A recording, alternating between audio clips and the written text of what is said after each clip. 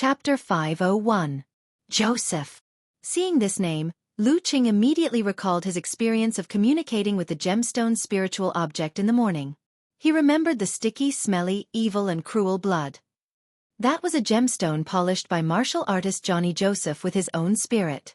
The tainted deep spirituality seemed to have originated from the negative factors at the bottom of his heart or his prolonged emotional loss.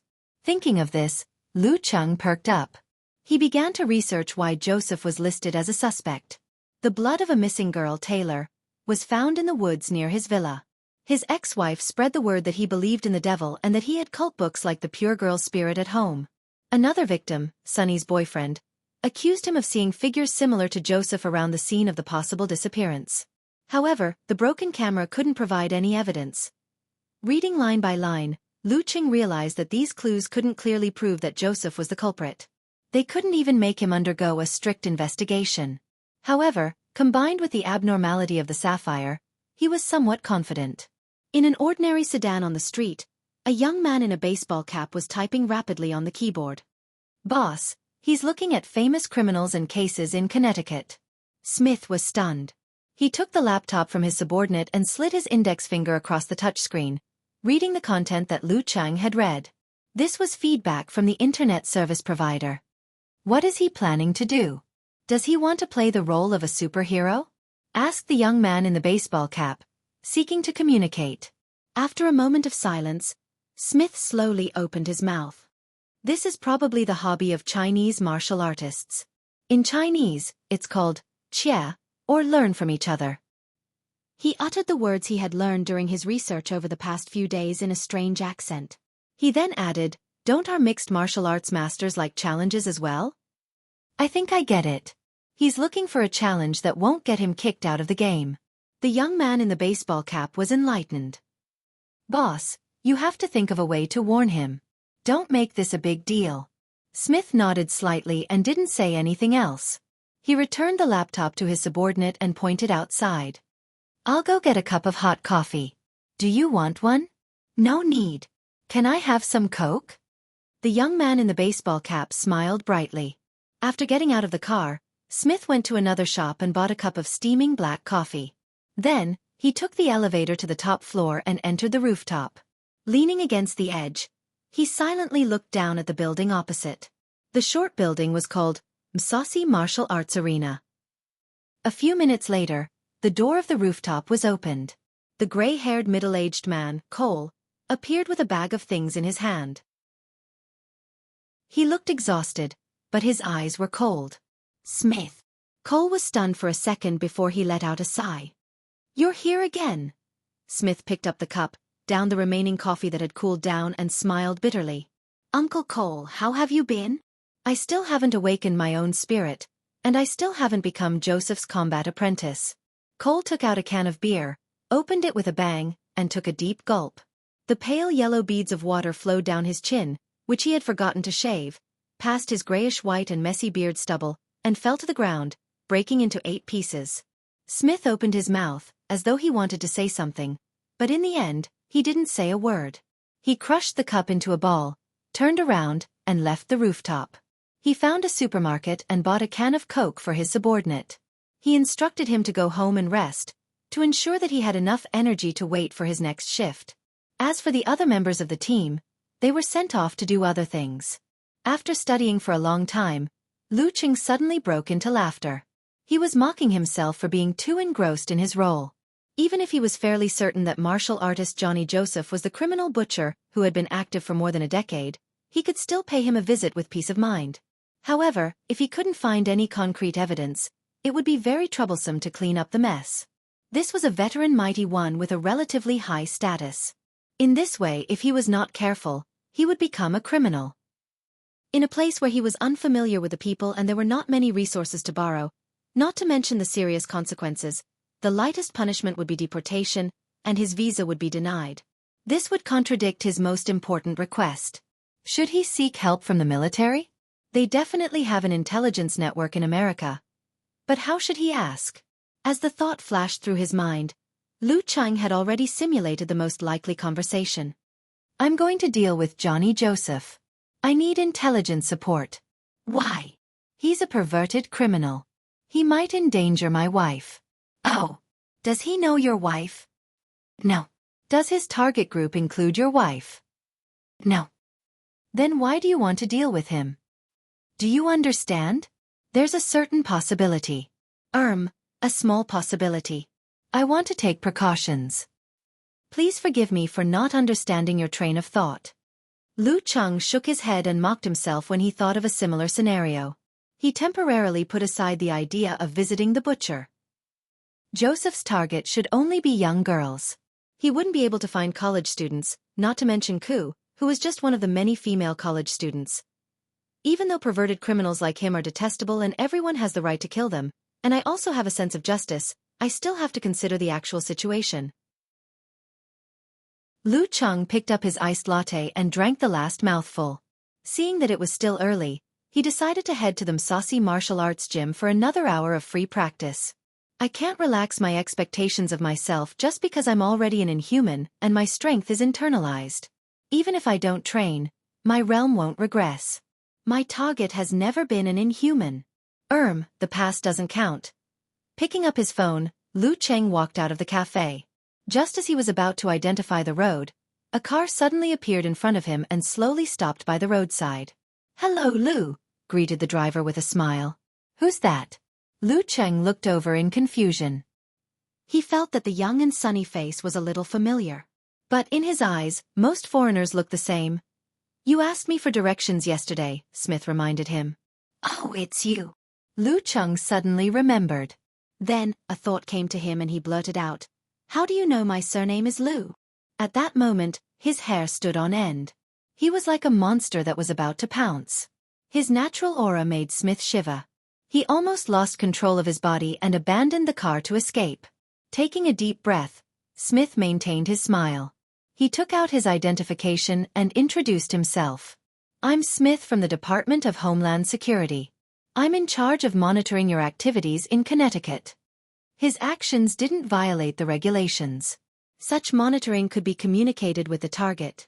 Reminders and warnings were given first to let Chinese martial artists know that they were under the strict supervision of the state apparatus.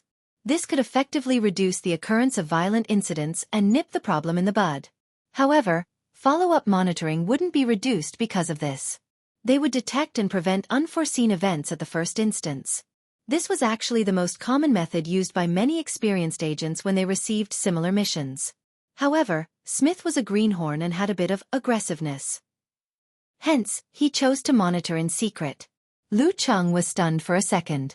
From the corner of his eye, he saw his image playing on the screen of the computer in the passenger seat. He was convinced.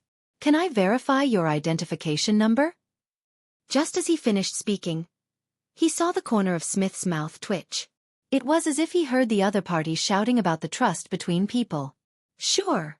Smith maintained his expression and answered in a deep voice. Lu Cheng searched for a way to verify. After confirming, he nodded and asked, "Mr. Smith, why are you looking for me?" He had long heard and could reasonably deduce that martial artists of his level would be monitored when they entered the United States. That was why he was so cautious about his words and actions. He didn't randomly challenge others to learn from. Now that he had met the head of the Secret Service in charge of monitoring him, he finally felt relieved. "Lu, let's talk in the car." Smith picked up the computer and pointed at the passenger seat. Lu Cheng was bold and had a clear conscience. He immediately pulled open the car door, sat in, and fastened his seatbelt. Smith was dumbfounded by this small action. It was like a magical fantasy. Why would a monster like this need a seatbelt? He calmed himself down, started the car, and drove to another street. After a moment of thought, he said, "Lu, you're investigating famous criminals in Connecticut. You want to spar with them? So that's why he's here to warn me?" Lu Cheng seemed to come to a realization. He chuckled.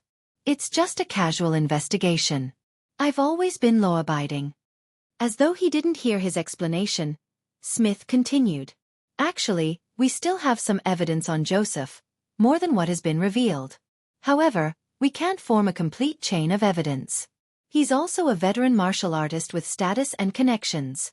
He's on good terms with many senators and lawyers. We can't apply for a search warrant, Sunny is a very intelligent girl. According to the Jaruga sect, her father once heard the remnants of her cries and screams around Joseph's villa. He believed that there must be a criminal case and evidence buried there. As long as we could enter and search, we would definitely be able to find clues and arrest Joseph. But no one listens to us. It's been 5 years since a superhero tried to infiltrate Joseph's villa, but he was discovered and sent to prison. In recent years, whenever Joseph goes out, he'll get his students to guard the villa. He's also installed a high-tech surveillance and alarm system. Superheroes and detectives rarely interfere. Lu Cheng fell into deep thought. He nodded slowly. You want me to visit Joseph, challenge him, defeat him, and give you a chance to search for evidence? You can say that, Smith replied in a deep voice. But what if you fall out with him? What if you don't admit to it? And what does this have to do with Homeland Security? Lu Cheng wouldn't trust a stranger's word so easily. Everything would be fine if they could find evidence. But what if they couldn't? The other party could simply be using him and wouldn't help to eliminate any future problems. Smith tilted his head and looked at Lu Cheng. His deep-set eyes were filled with sorrow and pain. I'll take care of the alarm system here.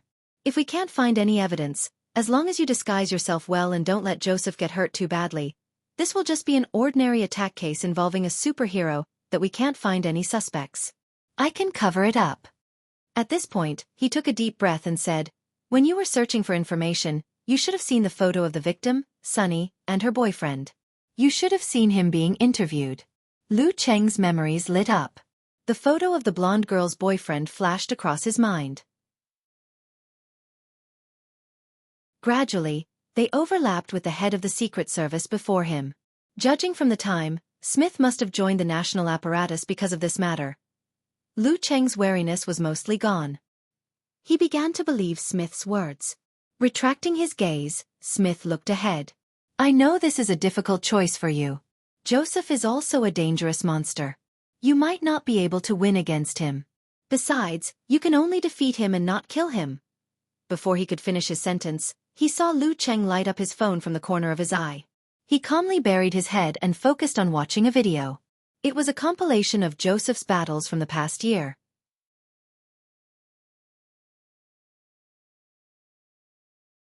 Chapter 502. Smith shut his mouth and focused on the road ahead. He let the car turn onto another road in the quiet atmosphere. It took many twists and turns, going back and forth, and circling around Kingstown University again and again. After a long while, Lu Cheng exited the video interface and opened the app. He replied to Yen Zheka's complaint about the professor, unhurried as usual. What's your answer? Smith asked expectantly and nervously. His voice was a little hoarse. Lu Cheng glanced at him casually and didn't answer. He sent a message to Yen Zheka first. Do you want me to be the bane of evil? What's the situation? Yen Zheka replied with an emoji of a confused and adorable mythical beast. An agent from the Department of Homeland Security is looking for me for a favor. Coincidentally, it's in line with my plans. The situation is too complicated, so I'll tell you about it after dinner. It's not dangerous. The worst-case scenario is that you have to find me a good lawyer so that it won't affect my future visa. Lu Cheng replied with a smile. Empress Dowager knows a few good lawyers and has the backing of an agent from the Homeland Security Bureau. You'll be fine as long as you don't cause any big trouble. Yen Zheka saw how confident Lu Cheng was, as if he was going to the next street to buy groceries. She wasn't worried, but more curious and puzzled. Humph, Ching really can't stop worrying no matter where he goes. What's your answer? Seeing that Lu Cheng had stopped chatting, Smith repeated his question. His sunlit face was tense, afraid to reveal the turbulent emotions in his heart. No problem. Lu Cheng locked his phone with a click and answered calmly. With the strength that Johnny Joseph had displayed in the past year, Lu Cheng was confident that he could beat him in a one-on-one duel before he made a breakthrough in Ice Mirror. What's more, this was a surprise attack, and his Ice Mirror had reached the level of encountering gods in the void, self-reflection. No problem. Smith was shocked and surprised at the same time. He could feel the strong confidence that was hidden deep under the surface. Is he really fine? Although Joseph's strength had been fluctuating, it had always been at the dangerous grade.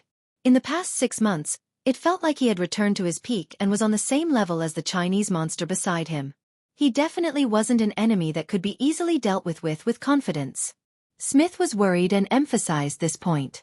Seeing that Lu Cheng was unmoved, he didn't mention it again. He had waited for 5 years for such an opportunity. He was not willing to miss it because of his misgivings. He only wanted to grasp it firmly. At 4 in the afternoon, Joseph will leave the saucy martial arts gym and return to his home in the suburbs. At that time, the students guarding his villa will leave, leaving him alone. I will use my authority to enter the system and cut off the connection between the police station and his alarm system. All the police and security officers patrolling the area will pass by his villa once every 28 to 35 minutes. He has scheduled an afternoon tea at 4:40. This is his habit. It's to replenish his energy from his free training in the afternoon. This is your chance, and this is our chance. Smith spoke one by one as he considered all the possibilities. To him, this matter had been on his mind day and night for 5 years. Lu Cheng listened quietly. His confidence in this matter had increased by another 10%. When he didn't understand a word, he would take the context into consideration and seek common ground. If it was really an obstacle to communication, he would ask Smith to repeat it, explain it, or provide keywords for translation. As they conversed, Smith drove to another street and brought back a jacket often worn by delivery boys and a few empty lunchboxes. He also gave Lu Cheng the baseball cap that his subordinates had left in the car. This was to prevent Johnny Joseph from remembering his face and reporting him in the future. This was exactly what Lu Cheng wanted. Johnny Joseph wasn't a loner. He was one of the top 10 mighty ones in the entire Jaruga sect. He had teachers, students, and friends. If he left any traces behind, it would be troublesome. At 4:23, Johnny Joseph drove his Hummer back to the entrance of the villa. He happened to see the black giant Olsen driving a similarly exaggerated car. Beep, beep, beep. He pressed the horn to stop the car. What? Olsen stepped on the brakes and rubbed his bald head, revealing a mouthful of extremely white teeth. Joseph had a layer of light yellow hair. He stared at Olsen with his blue eyes and said in a cold tone, "Watch your mouth. I don't want to hear you make fun of me again." Olsen's skin was so dark that it was shiny, but his eyes were filled with anger. However, when he looked into Joseph's eyes, he saw that there seemed to be a storm and waves brewing in Joseph's deep blue eyes. He couldn't help but shiver. His emotions faded away, and he raised his arm to show that he already knew about the warning. He muttered, "I'm sorry, Joseph." "Seriously, you don't have a sense of humor." He released the brakes, stepped on the accelerator and drove to another villa. Coward, coward. Joseph cursed under his breath, as if he couldn't wait to fight with Olsen on the spot. He was about 40 years old. He was a Caucasian brawny man who was more than 1.9 meters tall. The muscles on his arms and chest were well-defined and exceptionally eye-catching. "You can get ready now." Watching this scene from afar, Smith said with a trembling voice. Lu Cheng was both nervous and expectant.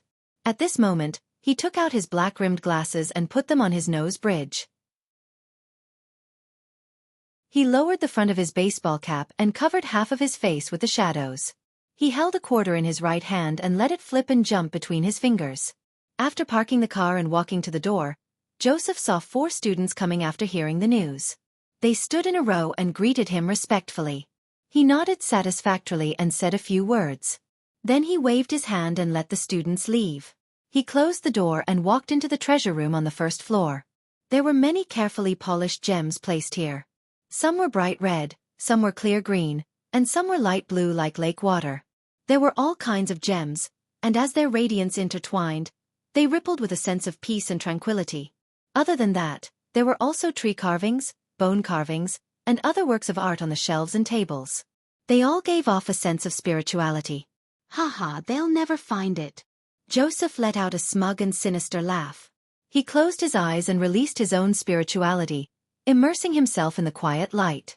It was as if he could see holy, pure, and beautiful faces. They were illusory and floating, like spirits that walked on water. Just as he sank into a drug-like frenzy, the doorbell suddenly rang. It rang again, and every sound was ear-piercing. Damn it! Why did he come early? Joseph opened his eyes in anger. His blue pupils were clearly bloodshot. He took a deep breath and calmed down. He turned and walked to the door. Since he was skilled and bold, he only glanced at the surveillance camera casually. After confirming that it was the food delivery guy, he reached out and opened the door. He saw the delivery guy with a baseball cap and a slightly lowered head. No. At that moment, Joseph, whose own spirit was powerful, suddenly felt as if he was facing a monster or a demon. At that moment, Lu Cheng flicked his finger. The coin in the slit flew up with a clang, creating sparks of gold and red. It distorted its shape and shot towards Joseph's face. In 12 minutes, the patrolling police would pass by this place. Boom! When Joseph extended his fan-like palm to block, the coin that was infused with Emperor Yen force suddenly exploded. The fragments flew forward and split into 2, then into 4, and then into 8. The enemy was caught off guard and was only able to send 1/3 of the fragments flying.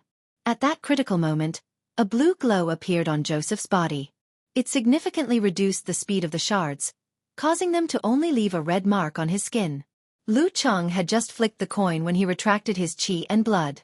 He quickly swung his left fist, which was covered in frost formed by ice shards, towards the enemy's lower abdomen.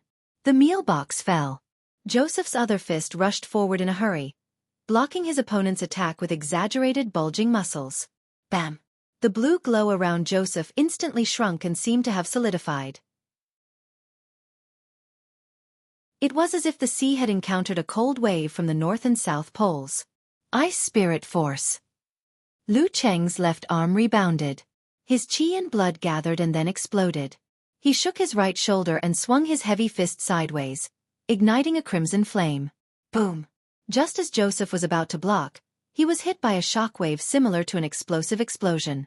The already solidified blue glow shattered and scattered in all directions, vanishing into thin air. His body couldn't take it anymore, and he staggered backwards. Once Emperor Yen was out, the enemy was invincible. This was the fully formed Emperor Yen force. As Joseph retreated, Lu Cheng took a step forward and threw a punch of Ice Spirit and Emperor Yen at the same time, leaving no gaps. He always maintained the optimal distance between each step, as if he was measuring accurately. Joseph couldn't retaliate, dodge, or escape. Bam, bam, bam, bam, bam, bam. Lu Cheng was like a robot. Following a predetermined sequence, he ruthlessly unleashed his Dan force. Half of it was light, half of it was heavy, and he invited Emperor Yen. After 8 consecutive exchanges, Joseph, who didn't understand what was going on, felt hot and cold at the same time. His strong body began to tremble. If not for his many years of fame and the fact that he had recovered to his peak by absorbing pure spirits, he probably wouldn't have been able to withstand it. Bam!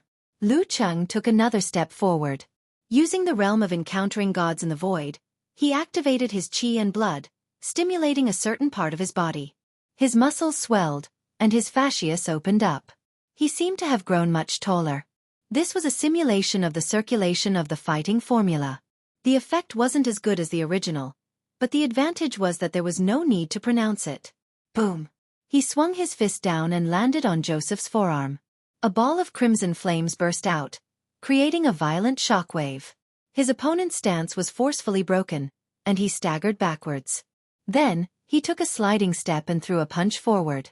Joseph, who had not been able to use his strength, knew that he was in a desperate situation. He roared and awakened something hidden in the bottom of his heart. The scattered blue brilliance on the surface of his body shone again, and it was dyed with a dark red color that was close to black. Then, he splashed it at the enemy who was sliding and punching. Lu Cheng seemed to have been prepared for this. With a squeeze of his tailbone and a quick twist of his waist, he forcibly changed his direction and circled behind Joseph. The 19th move of the Ice Sect, Frost Devour. Whoosh! The dark red light splashed onto the ground, corroding a large pit. At the same time, Lu Cheng visualized, turned his waist and back, and swung his fist at the enemy, who couldn't dodge in time. His fist landed on the enemy's arm, which he hurriedly put up as a shield. Severe warning. With a muffled thud, the brilliance on Joseph's body completely froze and turned crystal clear. His eyes lost focus. Lu Cheng didn't hold back and struck again. His fist went up from his waist like a cannon and landed on his opponent's abdomen, triggering an internal explosion. Boom! Joseph's body jerked and blood flowed out from the corner of his mouth. He finally recovered from his frozen state. But before he could control his body, he was hit by Lu Cheng's severe warning again. His vision was completely unfocused, and he turned into an ice sculpture. Lu Cheng took half a step forward and slapped Joseph's left temple with his right hand, knocking him out. Throughout the whole process, Joseph, who was ambushed, didn't have a chance. His every move was reflected in Lu Cheng's ice mirror. Lu Cheng clapped his hands and shook off the ice crystals. He didn't leave any fingerprints. Then he called Smith, who was waiting outside. "It's done," he reported concisely. There was silence on the other side. Only his breathing was getting heavier. "Lu seems to have just entered the door. P.S. It's Monday. I'm looking for a recommendation."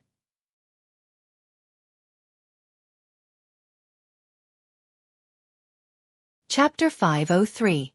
After a moment of silence, Smith replied with a trembling voice. "All right, I'll be right there." After ending the call, Lu Cheng scanned his surroundings but couldn't find any valuable clues. He had no choice but to turn his attention back to the unconscious Joseph. In the previous battle, it seemed like it was easy for him to kill the Grandmaster of Combat without giving him a chance to retaliate. But in reality, to achieve such an effect, he had gone all out and held nothing back. With the ice mirror as the core, he had perfectly integrated his prediction, force, unique skill, footwork, and other skills into one. That was how he had managed to subdue his opponent without any accidents. An inhuman mighty one wasn't as easy to deal with as he made it out to be. Because of that, he didn't hide the characteristics of his martial arts, nor could he. Even if he didn't know how he looked, Joseph would be able to find out who the attacker was after he regained consciousness. That would leave behind a rather troublesome trail. When he first thought about the Connecticut criminal cleanup plan, he was thinking that he could easily disguise the characteristics of his martial arts and mix in the techniques of the Jaruga sect. However, if he were to face a stronger enemy, once he was sure that he was guilty, it wasn't as if he couldn't be ruthless. It wasn't uncommon for people to have their brains damaged during a battle. Anyway, the American government would probably like such results. According to his master, their man-made weapons project urgently required grandmasters of combat who had been thoroughly brainwashed. But considering that he wasn't familiar with this place, he didn't have any information or clues. Rashly determining who was guilty and who deserved to die wasn't in line with his beliefs. Moreover, it could easily leave behind other influences. So, he gave up on the sudden plan. It was as though he was playing a YY game. Who knew he would run into Smith? As agents, they should have more ways to deal with such situations. If it really doesn't work out, I'll do it myself. Step by step. As Lu Cheng's thoughts raced, Smith had already parked the car. He maintained interference with the alarm system, walked into the villa, picked up the dropped lunchbox, and closed the door. His gaze swept past Lu Cheng, whose face was covered by his glasses, and landed on the unconscious Joseph on the ground. His facial muscles suddenly twitched, and veins appeared in his eyes. It was as though he couldn't wait to pounce on him and chew on his enemy's flesh. It's too fast. Sonny's father hasn't arrived yet. Let me do a preliminary search first. Smith was also an agent who had undergone years of training and evolved superpowers. He quickly calmed down. Lu Cheng nodded slightly and said in a low voice, "If you can't find any clues, I can help." With his perception abilities after breaking through the ice mirror, he might be able to see more than an experienced person and discover subtle clues. Through his communication with the Gem Fae and other evidence, he was almost certain that Joseph was the murderer.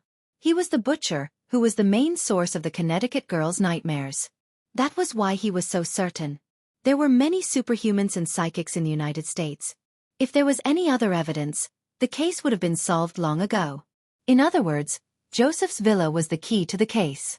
Smith believed that he could find something here, and so did Lu Cheng. "Okay, you can deal with the scene first." Smith took out the device and began to search from the first floor. He opened the door of the treasure room and cast most of his eyes on the shiny bone sculpture. However, due to the process of identification, he could not make a direct judgment. He could only knock on it to check and scrape off the debris. Lu Cheng, on the other hand, used pure fire force and ice force to give Joseph a few hits, destroying the remaining symptoms of Emperor Yen force and ice spirit force. He also cleaned up the traces of the battle in the living room to ensure that he did not miss any clues that belonged to him. After a few minutes, when Smith was feeling a little impatient because he could not find any evidence, the doorbell rang. Lu Cheng narrowed his eyes. His hair stood on end as he prepared himself for action. Smith came out of the treasure room and waved his hand. "It's Sunny's father. We have to hurry. The delivery guy will be here in 10 minutes. As he spoke, he walked to the door and took a look at the surveillance camera. He unsealed the door and let in a middle-aged man with gray hair and sagging cheeks. "Cole." Lu Cheng was stunned. He muttered to himself. Isn't this the same Cole who followed Joseph's student, Lin Dello, to practice the Jaruga technique? In the morning, I was still surprised that he did not become a combat apprentice despite being a professional ninth-pin fighter. He seemed to have to awaken his own spirit before he could make the promotion. From the looks of it, he has other plans. As soon as Cole stepped in, his eyes were attracted to Joseph on the floor. His tightly shut mouth made the sound of grinding teeth. The flesh on his sagging cheeks trembled. His gaze was filled with hatred, violence, and madness. It was as though he could melt and penetrate the body of his enemy. "Uncle Cole, hurry up," reminded Smith. Cole panted heavily. He forcibly retracted his gaze and began to scan his surroundings. He did not recognize Lu Cheng. He only nodded gratefully at the superhero, who was wearing a baseball cap and black-framed glasses. He could not see his face clearly. "He's Sunny's father?" Lu Cheng asked in a low voice while Cole was looking elsewhere with a sorrowful expression. He believed that with Smith's monitoring of him, he should know that he was in the same class as Cole. "Yes. Uncle Cole wants to become Joseph's student so he can guard this place," answered Smith with a gloomy and pained expression. "Isn't he afraid of being discovered?" asked Lu Cheng, puzzled. For a devil who has killed at least 40 innocent girls, how can he remember their many relatives? "Uncle Cole divorced Sunny's mother a long time ago. He only comes to visit her a few times a year," said Smith after a moment of silence. "He regrets his choice back then." While the two of them were talking, Cole seemed to have been summoned by something and heard a voice. A layer of mist appeared in his gray eyes. He turned around and walked towards the treasure room. He stared at the crimson gem and muttered to himself, "What a pity!" "Sunny, is that you? Sunny, is that you?" He extended his right hand and touched the surface of the gemstone with trembling hands. Suddenly, the gemstone lit up as though it had been illuminated by a strong light. Patches of crimson jumped out from the gemstone and caressed Cole's cheeks. "Sunny, Sunny," Cole shouted in a low voice. The fog in his eyes condensed into droplets of water that slid down his rough face and grayish-white beard stubble. The surrounding gemstones and sculptures were affected by this as they shimmered with spiritual light, enveloping the treasure room in a sorrowful and gloomy atmosphere. "Sunny." Smith rushed in with large strides and kept muttering softly. He vaguely felt the warmth that the blonde girl had once given him, as though it was yesterday. He believed that he had found a clue. He. Stimulated by the spirituality, the unconscious Joseph's eyes moved as he slowly woke up. He heard "Sunny" again and again and felt the signs of the spiritual object's radiance going out of control. "I've been discovered," he said wistfully. Why? Smith turned around abruptly and rushed to Joseph's side. He shouted, "Why did you kill Sunny?" "Sunny." Joseph clearly didn't remember who Sunny was. Perhaps he never knew the names of those innocent girls. After a short pause, he smiled without any hint of remorse. "Because they are pure and holy spirits." Cole held the bright red gem in his hand, and his pupils reflected a crimson color. He shouted sorrowfully, "Where's her body?" Joseph revealed an intoxicated expression. It was so perverse that it made one's hair stand on end. Part of it became a spiritual object. The rest merged with me. Wretch. Lu Cheng, who understood the meaning behind his words, almost spat out the coffee he had just drunk. "Demon. You're a demon." Cole panted and cursed as he approached Joseph step by step. Poor Sunny. She didn't do anything. Because of this, she was innocently murdered. She didn't even know the murderer's reason. She must have been confused, puzzled, and confused at that time. Joseph ignored Cole and Smith's reactions. He struggled to look at the delivery boy who had defeated him. However, all he could see was his pants, clothes, black-rimmed glasses, and baseball cap. He was 1.76 to 1.78 meters tall. His body was covered by clothes, and his skin was covered with ice crystals. He couldn't tell which race he was from, but his spirit was very, very strong. "Are you the new superhero?" Joseph asked in a hoarse voice as he rolled his blue eyes. He wanted to know why Lu Cheng interfered and why he was attacked. "No," Lu Cheng answered with simple words. "Well, I can't reveal that I was here to eliminate the source of the threat to Ku. That would alert Smith and the rest of them to my weakness. Joseph killed women for the pure and holy spirit. He didn't limit his targets to younger girls.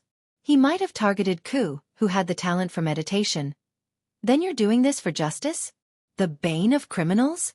Joseph sneered. "Not really," Lu Cheng answered frankly. Joseph was stunned for a moment. He blurted out, "Then why are you here? Why are you targeting me?" Lu Cheng thought for a moment. He lowered the brim of his baseball cap and said, "I have nothing better to do. Theoretically speaking, I do have too much free time. That's why I have the time to indulge in whimsical thoughts. Coincidentally, I've always been good at taking action. Nothing better to do." Joseph was stunned. He didn't expect this at all. Just because I have too much free time, I'm being targeted? Fuck. Shit. What kind of stupid reason is this? The anger in his heart turned into flames.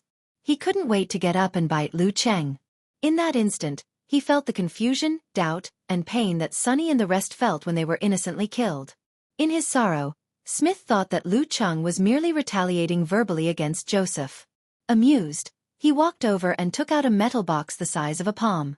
From the box, he took out a syringe, a needle, and a liquid that glowed with a faint golden light.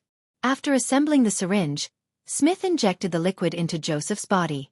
He turned to Lu Cheng and smiled. "Muscle-slowing agent. It will make him feel weak for an hour. Also, it has serious side effects that will damage his recent memories. If he was in good condition, he might be able to pull through. But now, may God bless him." "Not bad." Lu Cheng nodded in satisfaction. Smith stood up, glanced at his watch and said to Lu Cheng, "I'll send you off first. Uncle Cole, watch the scene." "Okay." Cole replied in a deep voice, his eyes fixed on Joseph. After Smith and Lu Cheng left the villa, got into the car and drove away, Cole let out a maniacal laugh and slowly approached Joseph. What are you going to do?" Joseph, who had been waiting calmly for a lawyer, finally panicked. In the car, Lu Cheng glanced at Smith and sighed. "You should be able to guess what happened in the villa. Uncle Cole is determined to pay the price." Smith didn't answer directly. Lu Cheng didn't say anything else and closed his eyes. "P.S. Please recommend me."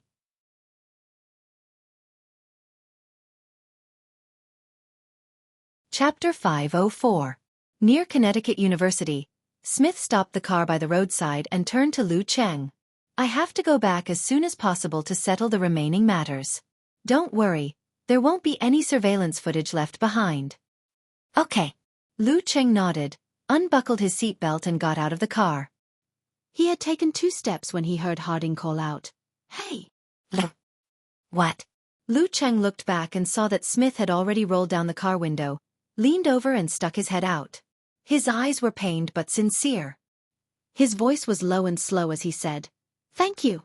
Lu Cheng smiled and shook his head. Without saying anything, he turned around and walked towards the school gate that he was used to going in and out of. With the appearance of the butcher and his revenge, Smith could finally vent the pain and suffering that had accumulated over the past 5 years. Lu Cheng had already taken off his black-rimmed glasses and returned to his usual appearance. He went to the supermarket and bought a bottle of water. He was so bored that he first chilled it and then heated it again until Yenjika's lessons were over and she was about to leave school. Throughout this process, he wasn't as bored as he appeared to be. He had been seriously summarizing his experience in the battle with Joseph. Although he had obtained an overwhelming advantage in this battle, chaining his opponent to the point of death, and was unable to unleash the various miraculous and tyrannical aspects of the Jaruga sect, he could look at it from a different perspective.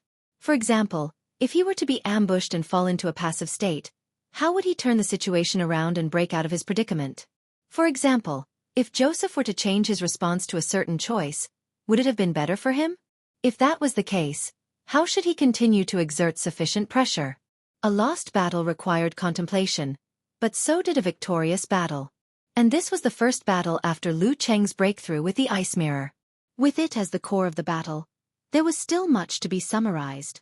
Holding a bottle of mineral water with ice cubes floating in his hand, Lu Cheng stood at the school gate of Connecticut University, waiting for Ku and Aunt Du to come out.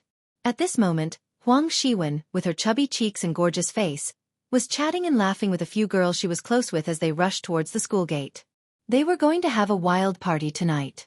As her gaze wandered, Huang Shiwen suddenly saw a familiar figure and couldn't help but tremble. He was the man of the hour in Songqing University. The news of him and Lin Kei winning the national championship was still a hot topic in the school forum. More importantly, he was Yan Zheka's boyfriend. Lu Cheng? Why is he here? Huang Shiwen looked at the well-defined masculine face with a hint of gentleness. Her heart felt as if it had sunk into an ice cave, enduring the cold of dozens of degrees below zero. He hasn't broken up with Yan Zheka? Did Yan Zheka badmouth me in front of him? Will he hit me? Is it too late to call the police now? I heard that people who practice martial arts are impulsive. Huang Shiwen's thoughts surged, and all of them deviated in a bad direction. The more she thought about it, the more scared she became. With Lu Cheng's rumored strength, even if the police arrived, they wouldn't be able to stop him. Ask Will for help? He was the apprentice of the senior martial artist Joseph's student. Even though he definitely wouldn't be able to defeat Lu Cheng, he could use Mr. Joseph's name to scare him off. Aya, what am I thinking? I haven't done anything bad to Yan Zheka, and I've been inviting her to parties out of kindness to broaden her social circle. I have a clear conscience. Moreover, she was indeed very introverted, very antisocial, and very unsociable at Kingstown University. She also dressed like an old aunt. I wasn't wrong. I'm not afraid of Lu Cheng. Lu Cheng gazed at the entrance, his gaze sweeping past many figures as he searched for his little fairy. Suddenly, he saw an Asian girl. Judging from her appearance, she should be Chinese. Huang Shiwen's calves suddenly trembled under his gaze. Beads of cold sweat formed on her forehead, and the back of her gauze skirt showed signs of being soaked. Luola, what's wrong? A girl beside her shouted the American name Huang Shiwen gave herself. Aye. Huang Shiwen couldn't form a sound. She anxiously tugged at her classmate, indicating that she wanted to take a detour to go home. There are quite a lot of fellow countrymen here. Lu Cheng thought casually. His eyes suddenly lit up, reflecting Yan Zheka's figure. Through her tied-up hair and big black-framed glasses, he saw her inner beauty. He smiled and walked up to her. He heard someone shouting, Luola. It seemed that the Chinese girl just now had fainted. There are quite a lot of kind-hearted people. I won't make a red scarf. Lu Cheng held Yan Zheka's left hand and took over her bag and sundries. He felt that his heart had really settled down and become unusually steady. It was as though he had returned to a warm and peaceful home. The residual emotions from his surprise attack on the Inhuman had completely dissipated. What's going on there? Yan Zheka looked curiously at the side which was surrounded by layers upon layers of people. I think a girl fainted. The weather changes drastically. It's easy to catch a cold if you're not careful. Lu Cheng said whatever came to mind. He had already calmed down and his expression was relaxed. Yan Zheka vaguely saw that the surrounded girl had already woken up and was being carried away by kind-hearted people. She didn't care much and returned home with Lu Cheng. While waiting for Aunt Du to prepare dinner, she dragged the worrisome Cheng upstairs and sat on the edge of the bed. She coughed lightly, pursed her lips and deliberately kept a straight face. Tell me, what bad things did you do in the afternoon? Her eyes were bright and full of curiosity. Cough. I went to catch a psychopathic murderer. Lu Cheng summarized the main point. Psychopathic murderer? Yan Zheka's clear eyes widened. They were filled with confusion and doubt. All the guesses she made in the afternoon had come to nothing. You should have heard of Butcher, right? Lu Cheng asked. He was a notorious criminal in Kingstown. Yes, I've heard of him. Empress Dowager even summarized a few key areas where Butcher committed his crimes. She told me not to go there for no reason. It's better to be safe than sorry. You caught him? Do you know who he is? Yan Zheka couldn't keep a straight face anymore. She was like a little girl who wanted to hear a story. Lu Cheng walked to the girl's side and sat down. He nodded and said, "It's Joseph, a senior martial artist from the Jaruga sect. Didn't I sign up for the advanced course? When I was communicating with the gem to awaken my own spirit, I sensed the hidden bloodthirst of the grinder, which is Joseph. Originally, I didn't have any other evidence. If I went to him directly, I would easily become a criminal and be deported. That's why I didn't want to do it at first. Later, the head of the Secret Service, Smith, who was in charge of monitoring me, contacted me. His girlfriend, Sunny, was a victim of butcher." Without waiting for Lu Cheng to finish, Yen Zheka was stunned. She changed her position and blurted out, "There's a Secret Service monitoring you?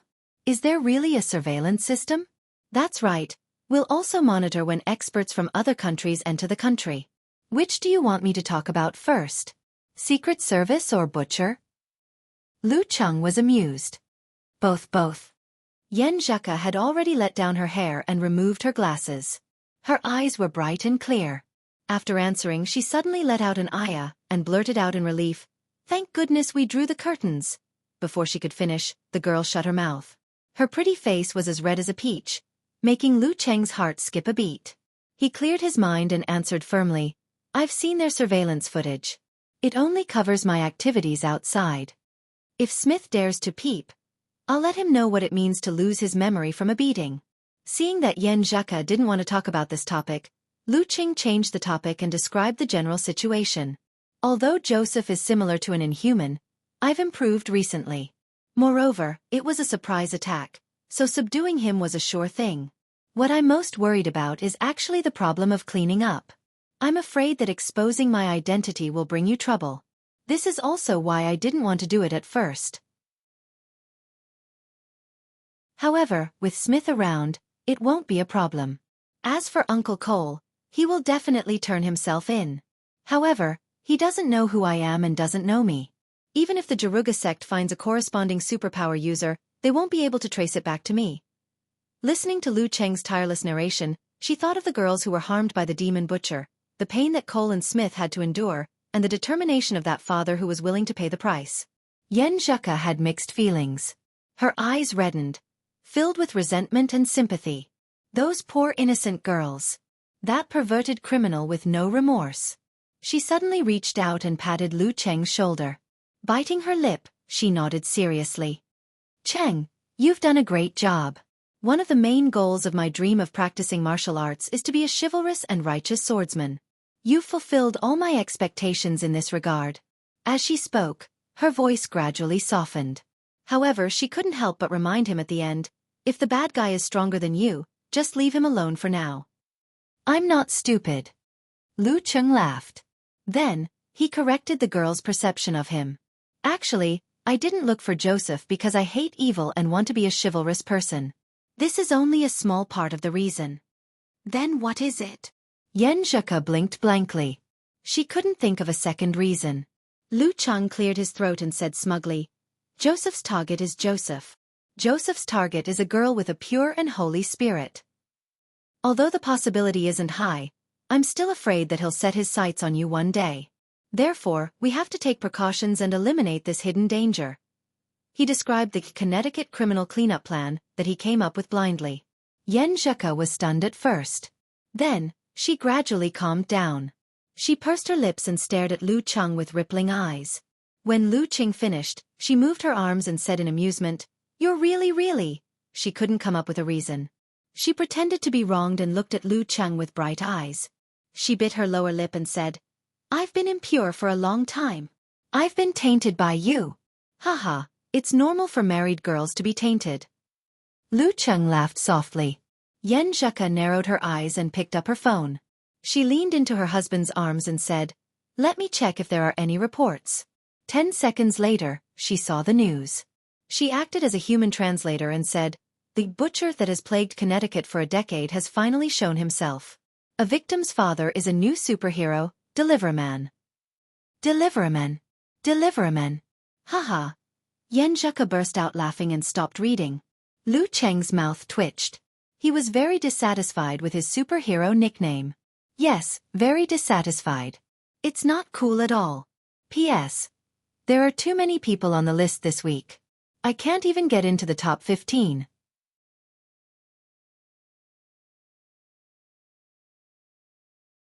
Chapter 505. After laughing for a while, Yan Zheke raised her head and looked at the dissatisfied Lu Cheng. She deliberately frowned and said, I remember you said you would be my personal delivery boy. Didn't you say you would only deliver food to me? You liar. As she spoke, the corners of her mouth curled up again, unable to keep a straight face. Lu Cheng reached out and held the girl's waist. He cleared his throat and laughed. I didn't deliver takeout to Joseph. Don't tell me I should tell him.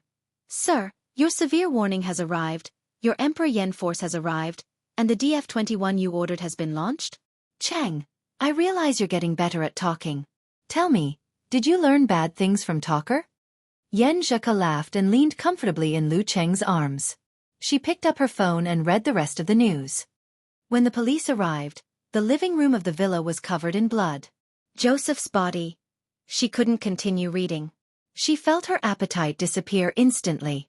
Lu Cheng lowered his head and saw the few lines of words with his strong eyesight. Cole vented his pain and hatred to his heart's content. He drained Joseph's blood and dismembered his body. He even tried to chop it up and burn it, destroying everything beyond recognition. Lu Cheng sighed and clicked his tongue as he watched. At the same time, he was even more certain of the subsequent developments. If that was the case, the coroner probably wouldn't be able to discover that Joseph had been frozen. Pure explosions and flames were mostly controlled by experts. Cole also completely destroyed the villa's surveillance system. The experts couldn't recover the damage. Yan Zheke skipped the first part of the news and translated the following description. Cole truthfully confessed his crimes, but didn't mention the deliverman. Even if the relevant personnel used superpowers to induce him, they couldn't find anything. We can make an outline of the deliverman. He's good at computers and is a very good hacker. He can hack into the police system and cut off the connection between the alarm system and the police station. He's very good at fighting and is stronger than the veteran martial artist Joseph. He has the superpower to create explosions. He likes to dress up as a delivery boy. After reading, Yan Zheke pursed her lips and looked at Lu Cheng. She nodded seriously and said, based on what they listed, even your wife wouldn't recognize you. They're thinking too much. Lu Cheng shook his head, amused. That's for the best. As a person with a big heart, he had already forgotten that unimpressive nickname. At this time, Du Yen finished preparing dinner and urged them to go downstairs. Affected by the news, Yan Zheke only ate a little, while Lu Cheng ate a lot to make up for his previous consumption. After dinner, the girl turned on her computer and busied herself with reports. Lu Cheng took the menu, lit the table lamp, and sat beside her. Sometimes he would study cooking, sometimes he would look up news, sometimes he would watch videos of the Jaruga sect, and sometimes he would turn his head to admire the girl's soft and beautiful side profile. Your report looks quite complicated. After a few glances he sighed. Fortunately, there's no rush. I'll hand it in next week. Right now, I'm just doing a simple preliminary research to facilitate tomorrow's group discussion. Yan Zheke tucked her hair behind her ear, picked up the cup, and took a sip. She unlocked the screen of her phone and looked at the discussions in several groups. She blurted out, the girl who fainted just now is Huang Shiwen. Huang Shiwen? How come she fainted? Lu Cheng had heard of this name before. He knew that she was a classmate of his little fairy and was in the same training program. She was good at socializing and often invited his wife to parties, which annoyed her since she didn't like such occasions. She turned from tactful evasions to outright rejections. Yan Zheke looked at her husband suspiciously. Seeing that he was sincere and didn't seem to be faking it, she shook her head and answered, I don't know. Maybe it's because she has to play and study at the same time. She often stays up late and her health is deteriorating. Huang Shiwen fainted the moment Cheng showed up. Could it be that he secretly used a secret technique to help me vent my anger? No, I didn't say anything bad about Huang Shiwen to him. At most, I just complained that he was too warm and friendly. I couldn't stand it. Maybe Huang Shiwen had a guilty conscience and fainted after seeing Cheng? While thinking, Yan Zheke made a guess and felt inexplicably good. This is good. I didn't cause any trouble and I feel like I've vented my anger. Because there weren't many tasks, she was quite relaxed. From time to time, She would chat with Lu Cheng and chat about other topics. When Lu Cheng saw interesting news or videos, he would also share them with her for fun. This kind of learning scene was very warm and comfortable. The only problem was that the efficiency was too low. Yen Zheka didn't finish collecting the simple information until it was close to 9 o'clock. It's all your fault. She looked at the time and kicked Lu Cheng lightly with her slipper-clad foot. You made me lose focus. Is this called a fatale? Lu Cheng laughed and made fun of himself. After flirting for a while, Yen Zheka suddenly heard her stomach growling. She looked up and said in an aggrieved tone, Cheng, I'm hungry. As the exclusive delivery boy, it's time for you to show off. I didn't eat much for dinner because of that news. I promised to complete the task. Lu Cheng took out his phone and searched for a nearby 24-hour restaurant. There weren't many restaurants in Connecticut. Only a few were open after 9 o'clock. Seeing that he was searching carefully, Yen Zheka's dimples appeared. She suggested excitedly, Do you want me to go with you? I haven't eaten supper since I came here. Okay, I'll drive. You have a driver's license here. Lu Cheng blurted out in surprise. Of course, it's not hard to get a driver's license here. I followed Aunt Du in August and passed the test. Awesome, right? Yen Zheka raised her chin proudly. I admire you the most. Lu Cheng praised exaggeratedly. While they were in high spirits, the couple took the keys and drove out. They went straight to a 24-hour restaurant that Yen Zheka had heard about for a long time. It was famous for its local specialty pies. The night was hazy and the wind was blowing. It was quiet all around. The north of Connecticut was not as lively as the big cities. As the car sped up, Lu Cheng had to remind Ku to stay steady and not step on the accelerator. After a while, a figure appeared at the intersection in front of them. He was wearing a black cloak and was dressed strangely. He was waving his arms to stop the car. What's going on? With her husband beside her, Yen Zheka was very brave. She stopped the car after muttering a few words and looked over in confusion. The cloaked man opened his mouth and spat out a string of words with some slang. Lu Cheng was stunned. He only understood that the cloaked man was trying to say that there was danger ahead. When he communicated with Smith, he knew that Lu Cheng was an outsider, so he would slow down and reduce his slang and non-standard grammar. What did he say? Lu Cheng asked in a low voice. He said that the Black Forest area ahead is the slums. The security there is very bad. Robberies are common. Try not to go there during the day. It's more dangerous at night. He suggested that we take a detour. Yen Zheka translated dutifully and expressed her opinion. Although the surveillance network in America is very mature, due to various reasons, it's only limited to certain streets. For example, in the lower levels of the city, most of the devices are broken, and most of them are in disrepair. After pausing for a second, she glanced at Lu Cheng and whispered, I have the superhero, the Deliverer Man, to protect me. I'm not afraid of bad security. After that, the couple looked at each other and smiled. They waved at the cloaked man outside. Thank you. Then, Yen Zheka turned on the turn signal and drove to another road. I can't let their good intentions go to waste. The cloaked man nodded in satisfaction as he watched them drive away. He felt a sense of accomplishment. Oh yeah, why is he waiting there to remind people? Lu Cheng muttered after a few seconds. Yen Zheka said with a smile, he said that he was a superhero. Although he was not strong and was not recognized by everyone, he always wanted to do something good within his power. Seeing that many people unknowingly entered the Black Forest area at night and suffered losses and even injuries, he stopped cars here every day to remind them. Lu Cheng was touched by her words. He sighed with peace of mind. I think this superhero culture in the United States is quite interesting. Every country has its own unique characteristics. Yeah. Yen Zheka nodded in agreement. Then, she frowned in confusion. But he's wearing a black cloak to stop cars. Other than people like us, who would dare to stop at night? No wonder he said it wasn't effective. That makes sense. Lu Cheng was stunned. Yen Zheka left in high spirits and returned home when it was 9:40 p.m. After a hearty meal, Yen Zheka returned home. Shower and sleep. The girl rested for a while, grabbed her pajamas and change of clothes, and walked to the door. Before she left, she looked back at Lu Cheng warily. Seeing that he didn't intend to follow her, she walked into the bathroom. Seriously, am I that perverted? Lu Cheng laughed and shook his head. After a while, the sound of running water stopped. Yen Zheka came back with a towel wrapped around her head. Her nightdress tonight was slightly different from usual. It was a spaghetti strap style, revealing her delicate collarbones, beautiful shoulders, and fair skin. Lu Cheng was stunned when he saw it. I always wear this. I was too embarrassed to wear it in front of you before. Humph. You said that I'm a married girl. What's there to be afraid of? Yen Zheka forced herself to explain. Her cheeks were flushed because she had just taken a bath.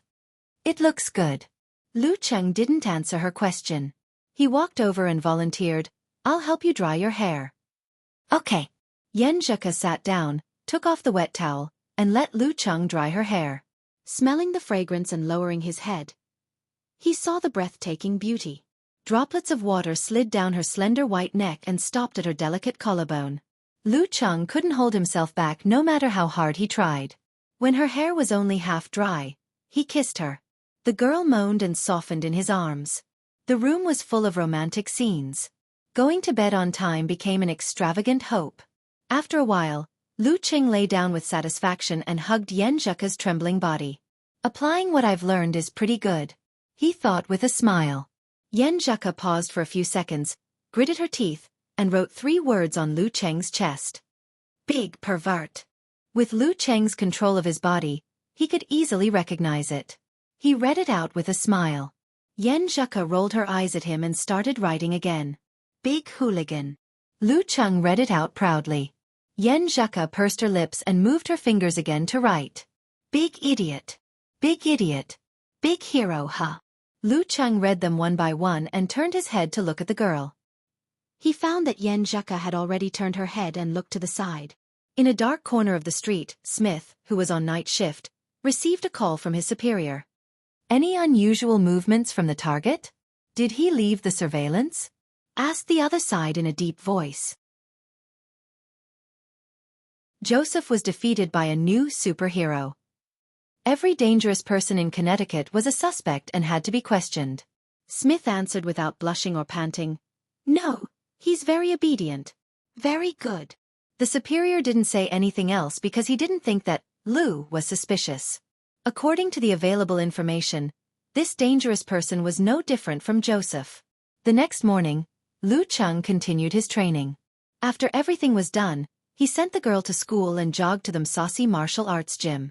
He planned to participate in the class as if nothing had happened. $5,000 can't be wasted.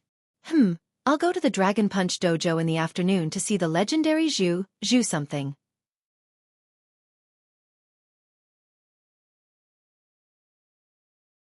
Chapter 506. On a Wednesday morning, the wind in Connecticut was mild and pleasant. Lu Cheng jogged through the streets, occasionally looking up at the web-like surveillance cameras.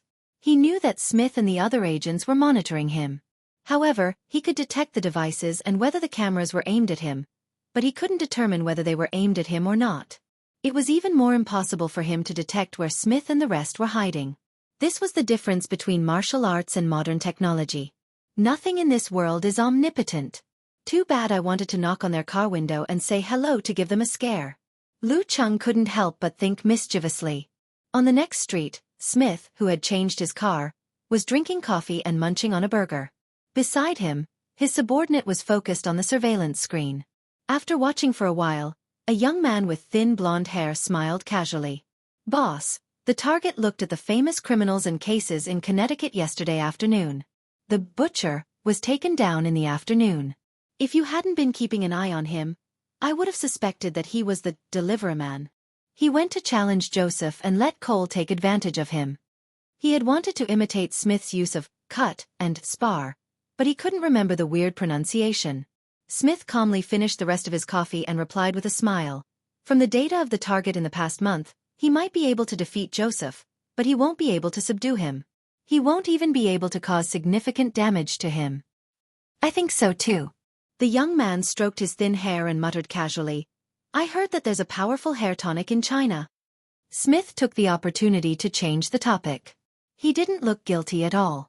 He had hacked into a company last night and optimized the search results.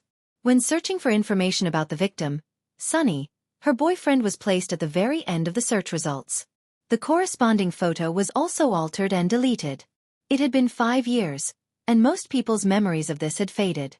It was difficult for them to remember such an insignificant figure in the case. As long as the relationship between Smith and Sunny wasn't discovered, there wouldn't be any problems. The things I've worked hard to learn over the past 5 years have finally come in handy. Smith crumpled the food packaging into a ball, rolled down the car window, and threw it from afar, accurately sending it into the trash can. The entire process was escorted by a thread. The moment Lu Cheng stepped into the saucy martial arts gym, he could feel a stifling atmosphere. The instructors and students walking in and out of the gym either kept a straight face, remained silent, or whispered in each other's ears. After a few steps, just as he was about to turn the corner, he suddenly saw Olsen, the 2-meter-tall giant that he had met the day before. Olsen was approaching him. His skin was so dark that it was shiny. His scalp was smooth without any hair. His expression was solemn and dignified. "Hey, little boy, I heard that your fighting skills are pretty good?" Olsen suddenly opened his mouth, revealing 2 rows of white teeth. His smile was not forced at all. Before Lu Cheng could answer, another coach passed by. Olsen instantly shut his mouth and put on a solemn and sorrowful expression. "That's the legendary face-changing special skill. Looks like I'm not on good terms with Joseph." Lu Cheng shook his head in amusement as he watched Olsen brush past him. He picked up his phone and shared the news with Ku.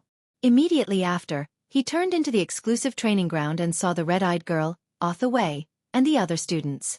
There was no doubt that Cole had not come. After the few of them greeted each other, a Caucasian student rushed over. He asked in shock and doubt, "What happened? Why is there a demonstration outside and blocking the main entrance?" "Jack, didn't you watch the news?" Arthur Wei blurted out in shock. "So, did I miss something?" Jack spread his hands blankly. "I was at a party last night and partied till midnight. I came here after waking up." "Mr. Joseph, no. Johnny Joseph has been proven to be the butcher. He died because of Cole's revenge." Another male student explained quickly. Lu Cheng almost didn't understand. Luckily, he could guess what the other person was trying to say. That was why he could barely make sense of it. Jack's mouth was wide open. After a while he scratched his head and said, "Are you kidding me? How could Mr. Joseph be the butcher? Even if he was Cole, 10 Coles wouldn't be able to kill him." "That's because there's a new superhero, the Deliverer-Man, helping him," Arthur Wei answered with fear and respect. Who would have thought that the usually dignified and powerful martial artist Joseph was actually the devil hiding around us? Luckily, we didn't have much contact with him. Luckily, the Deliverer-Man upheld justice and exposed the butcher's mask. "Really?" Jack took out his phone and browsed the news. After a few minutes, he exclaimed and burst out with a series of words. Lu Cheng was stunned. "Oh my God! Is this real? So cool!" After expressing his emotions intensely, Jack pointed outside and said, "So that's a protest against Joseph?" "No, they're calling for a boycott of the Jaruga sect. It's organized by the mission. They say that all things have spirit is the path of the devil and will make people degenerate like Joseph," Arthur Wei said worriedly. She was worried that the saucy martial arts arena would be affected. "We're not the weird guys from the Kagri sect. Our focus is on fighting." The Jaruga sect is covered in dirty water. They can't even take care of themselves. I'm relieved. Lu Cheng smiled as he listened. The conflict between the mission sect and the nature sect runs deep. Hee. Will the Jaruga sect suspect that the Deliverman is the mission's doing? If that's the case, the Jaruga sect and the saucy martial arts arena will have to cut ties with Joseph. At least on the surface, no one will investigate this matter. The few students chatted worriedly for a while. A female coach with short blonde hair came over and said in a deep voice, "Lin Luodong will cooperate with the investigation. I hope he's not involved in any of the butcher's past cases. I'll be in charge of your lessons for the next few days. You can call me Madam Annie." She's calling him the butcher directly? That's a quick cut. Lu Cheng sighed to himself. He began practicing his fighting techniques with Annie. During sparring, He controlled his body with the ice mirror and restrained his instinctive moves. He purely used boxing, wrestling, and jiu-jitsu. This gave him a different kind of experience. He looked back at his instinctive reactions during combat and improved himself from the details. Although she had some concerns, Annie had already awakened her own spirit. Her corresponding spiritual cultivation wasn't weak, so she maintained a calm state throughout. She earnestly completed the awakening teaching and other content, allowing Lu Cheng to gain some insights. When the lesson ended, Lu Cheng took a shower and changed his clothes. He carried the bag and left the saucy martial arts arena without looking back. He had lunch with Yen Zheka and chatted about the butcher's case in school. After Yen Zheka's lesson, he bought a bottle of water and walked leisurely to the Dragon Punch Dojo of China. It was a short distance away and only took him 3 to 5 minutes. After leaving the saucy martial arts arena, Jack invited Ossel and the other students he was close to his rented apartment for a meal. He specially ordered pizza, chicken wings, cola, and other food. When they gathered together, the topic of conversation was always about the butcher and the deliveryman. The more they talked, the more excited they got. They made many guesses and finished criticizing each other. At this moment, the doorbell rang and the sound echoed throughout the living room. "Who is it?" Ossel asked instinctively. Jack stood up and walked to the door. He didn't care and smiled. "The takeout is here." Just as he said the word takeout, it was as though a magical spell had been cast on him. He froze on the spot and the discussions in the room were instantly silenced. "Don't tell me it's really the deliveryman?" Jack swallowed his saliva and forced a smile. As he spoke, he carefully opened the door and made many confirmations. After a long mental journey, he finally got the pizza, chicken wings, and other food. "Just an ordinary delivery guy." Jack turned around and shrugged. Everyone was relieved at first, then disappointed. Similar scenes were happening in many places in Connecticut. Especially the children, they were filled with fantasies. After Lu Cheng arrived at the Dragon Punch Dojo of China, he waited at the front desk and saw the skinny young man, Li Zuanping. "Is Dojo Master Zhu here?" he asked excitedly. Li Zuanping was all smiles. "He's here. He's doing a demonstration. If you were an hour later, he would have left." That's good, that's good." Lu Cheng nodded with a smile. He followed Li Zuanping into the training grounds and saw layers and layers of people in front of him. There were white, black, yellow, and brown people. "Watch carefully. If you sign up, there will be many more opportunities like this." Li Zuanping extended his hand from behind and tried to pat Lu Cheng on the shoulder. However, Lu Cheng happened to take a step diagonally, causing his hand to miss. At this moment, Lu Cheng pulled his fascia and shook his muscles. Anyone who came into contact with him felt as though they had touched a loach. They slid half a step away without realizing it, allowing him to easily squeeze to the front. In the middle of the training grounds, a Chinese man in his 50s was slowly practicing the routine. His punches and kicks were natural and seemed to have some foundation. Of course, this foundation was only relative. Lu Cheng was stunned. He couldn't believe that this was the legendary dojo master Zhu. Very average. Zhu Hong's hair had turned a little white, showing the vicissitudes of life. He was quite good-looking and had the temperament of a grandmaster. After practicing for a while, he settled his feet and got into a stance.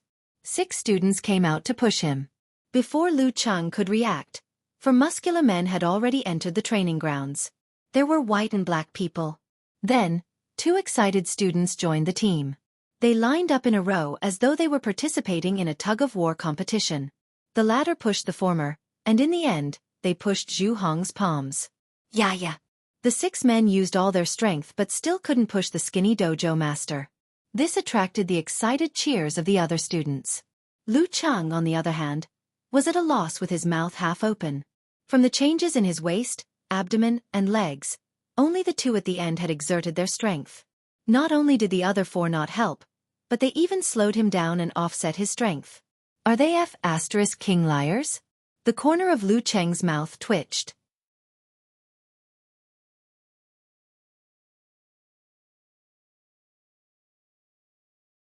Chapter 507. After watching for a while, Lu Cheng was both annoyed and amused. He wasn't in the mood to waste any more time.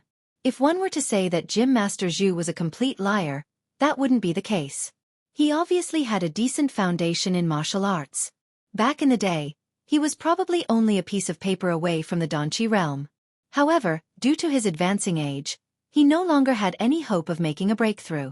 Although the dragon fist he created couldn't be said to be stunning, it was still a combination of techniques from several countries. It was simple and powerful, and was suitable for beginners. Given his situation, it wouldn't be difficult for him to set up a martial arts dojo in Chinatown near Connecticut University to earn some retirement money. However, if he wanted to make a name for himself, set up a signboard, set up a chain, and earn a huge sum of money, that would be beyond his reach. He could only rely on trickery to make up for his lack of martial arts.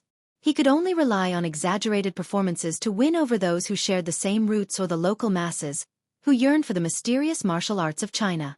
From a practical point of view, Dojo Master Zhu was a great success, gaining both fame and fortune. On one hand, it was because he was very rational and clear-headed. He never had any conflicts with the local tyrants like the Jaruga sect, nor did he try to snatch their resources. He only took in those who were eliminated. On the other hand, normal challengers couldn't do anything to him. Moreover, there were also strong and sturdy disciples who had received the true teachings to take care of him. On the other hand, whether one could master martial arts or not depended on one's master. Even if a student failed, there would be plenty of reasons to explain it. No one would find fault because of this. Just like the saucy martial arts gym, there were also a large number of failures. Gently shaking his head, Lu Cheng seized the opportunity when the performing student's center of gravity changed when the crowd's cheers reached its climax. He drew in his qi and blood and channeled it into his left leg, causing it to swell and thicken. Lu Cheng stomped on the ground and flipped forward. Suddenly, the arena shook and trembled. The tall white man standing in front of Zhu Hong lost his balance and fell, leaning towards Dojo Master Zhu like Mount Tai. Zhu Hong's expression changed. He pushed his feet inward, twisted his knees, swung his hips, and braced his arms to withstand the fall. However, the students behind him were like falling dominoes, stacking on top of each other. Finally, he couldn't take it anymore. His center of gravity wobbled, and his body leaned backwards. He staggered a few steps back and sat on the ground. Thump, thump. The 6 students all fell to the ground in a heap, staring at Zhu Hong with their eyes wide open. The surrounding cheers came to an abrupt end. Everyone looked at each other with a blank expression on their faces. What was going on? This is probably what they call a performance accident. Lu Cheng chuckled mischievously. While the crowd was panicking, confused, and focused on the interior of the venue, he picked up his phone, took a picture, and retreated. He squeezed out of the human wall, straightened his clothes and slowly walked away. After a few seconds, everyone came back to their senses. The 2 Caucasian men in the crowd looked at each other in confusion. George, let's go back to class. The brown-haired young man with a few freckles on his face glanced at Zhu Hong, who hurriedly stood up and said disappointedly. The shaking of the field and the fall of the students were very close together. In hindsight, it was easy to confuse the cause and effect and think that the latter was the cause of the former. The blonde youth with thick arms and a clear devil tattoo sighed and answered, "That's right." Good. Sigh, even in Cathay, there aren't many people as powerful as Peng Helu. Not to mention those who were willing to come to a foreign land. After leaving the Dragon Punch dojo, Lu Cheng strolled around the nearby streets aimlessly. He shared the incident with Yan Zheka along with a picture. Poor Dojo Master Zhu. He must be drawing circles and asking who I offended. He will most likely suspect that it's an old enemy or a competitor from the dojo. He definitely won't think that it's some guy who has nothing better to do, said Yan Zheka. It's hard to say if he'll realize that someone is messing with him. Maybe he'll think that it's a performance accident. Lu Cheng put quotation marks around the word, performance. Haha, I'm thinking. If that so-and-so knew that someone's true motive was to prevent trouble before it happened, and that it wasn't too far away, what kind of expression would he have? At that moment, the conversation between Lu Cheng and Joseph appeared in Yan Zheka's mind. This time, Lu Cheng didn't say that he had nothing better to do. Instead, he answered frankly, "For my wife's safety, I have to get rid of the hidden danger in advance." What kind of reaction would Joseph have then? If it were me, I'd definitely ask, "Who's your wife?" and get a weird answer of, "You don't know her." After a series of weird conversations like, "Do I have anything to do with her?" and "I don't think so," he'd feel extreme absurdity and endless anger. It should be the expression of someone who died with their eyes wide open. "Sinister smile expression," replied Lu Cheng. Yen Zhaka forced herself to turn her attention back to the classroom. "Rest in peace, Mr. Joseph. It's my fault for coming to Connecticut to study." After this conversation, Lu Cheng thought of his Connecticut criminal cleanup plan again. Hence, he leisurely started to filter out possible targets. Nightmare was stronger than Joseph. He hadn't locked onto a suspect of any value. He couldn't even find out who he was, let alone pay him a visit. Furthermore, his crime area was only in the slums, so he could effectively avoid him. The others were either people that Aunt Du could handle, or they wouldn't involve Ku at all. There were only two that could pose a threat. One was Mizuski, of Polish descent. His skills were only passable. He was the boss of a mafia in Connecticut. He was involved in arms smuggling and large-scale drug trafficking.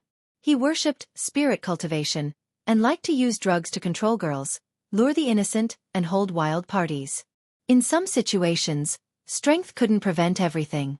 Mizuski had been caught a few times, but he had taken precautions in advance. He had his capable subordinates take the blame and go to jail. He was still at large. One of them was called Pavel. He was a member of the church and a grandmaster of martial arts. Due to the fact that he had violated young children and young girls, his current whereabouts were unknown. There were rumors that he was hiding in the famous Holy Top Church in Connecticut. However, in the absence of evidence, no one dared to search for him, even superheroes. Thinking of this, Lu Cheng turned on his phone and sent an email to an inconspicuous mailbox. He asked Smith to provide more information for his reference. If there was a good opportunity and there weren't any consequences, he could try. If not, he wouldn't think about it for now. The butcher incident was at the cusp of a storm. It was better to avoid it for a while. Smith opened the door and got out of the car. He stretched his limbs and walked to the cafe. Just then, he received a notification. He took out his phone and logged into an email that didn't belong to him. He saw Lu Cheng's email. After browsing through it, he covered his face with his hands. Is there an end to this? However, if this happened a few more times, everyone's attention would be diverted from the butcher case to the follow-up. That would completely bury the possibility of me being related to the deliveryman. But I can't do too much, or I'll be exposed sooner or later. P.S. I'm stuck at the end of this chapter. I didn't finish it for a long time. Seeing that there wasn't enough time, I wrote down the parts one thought of. That's why the word count is lower. I can't postpone it to tonight.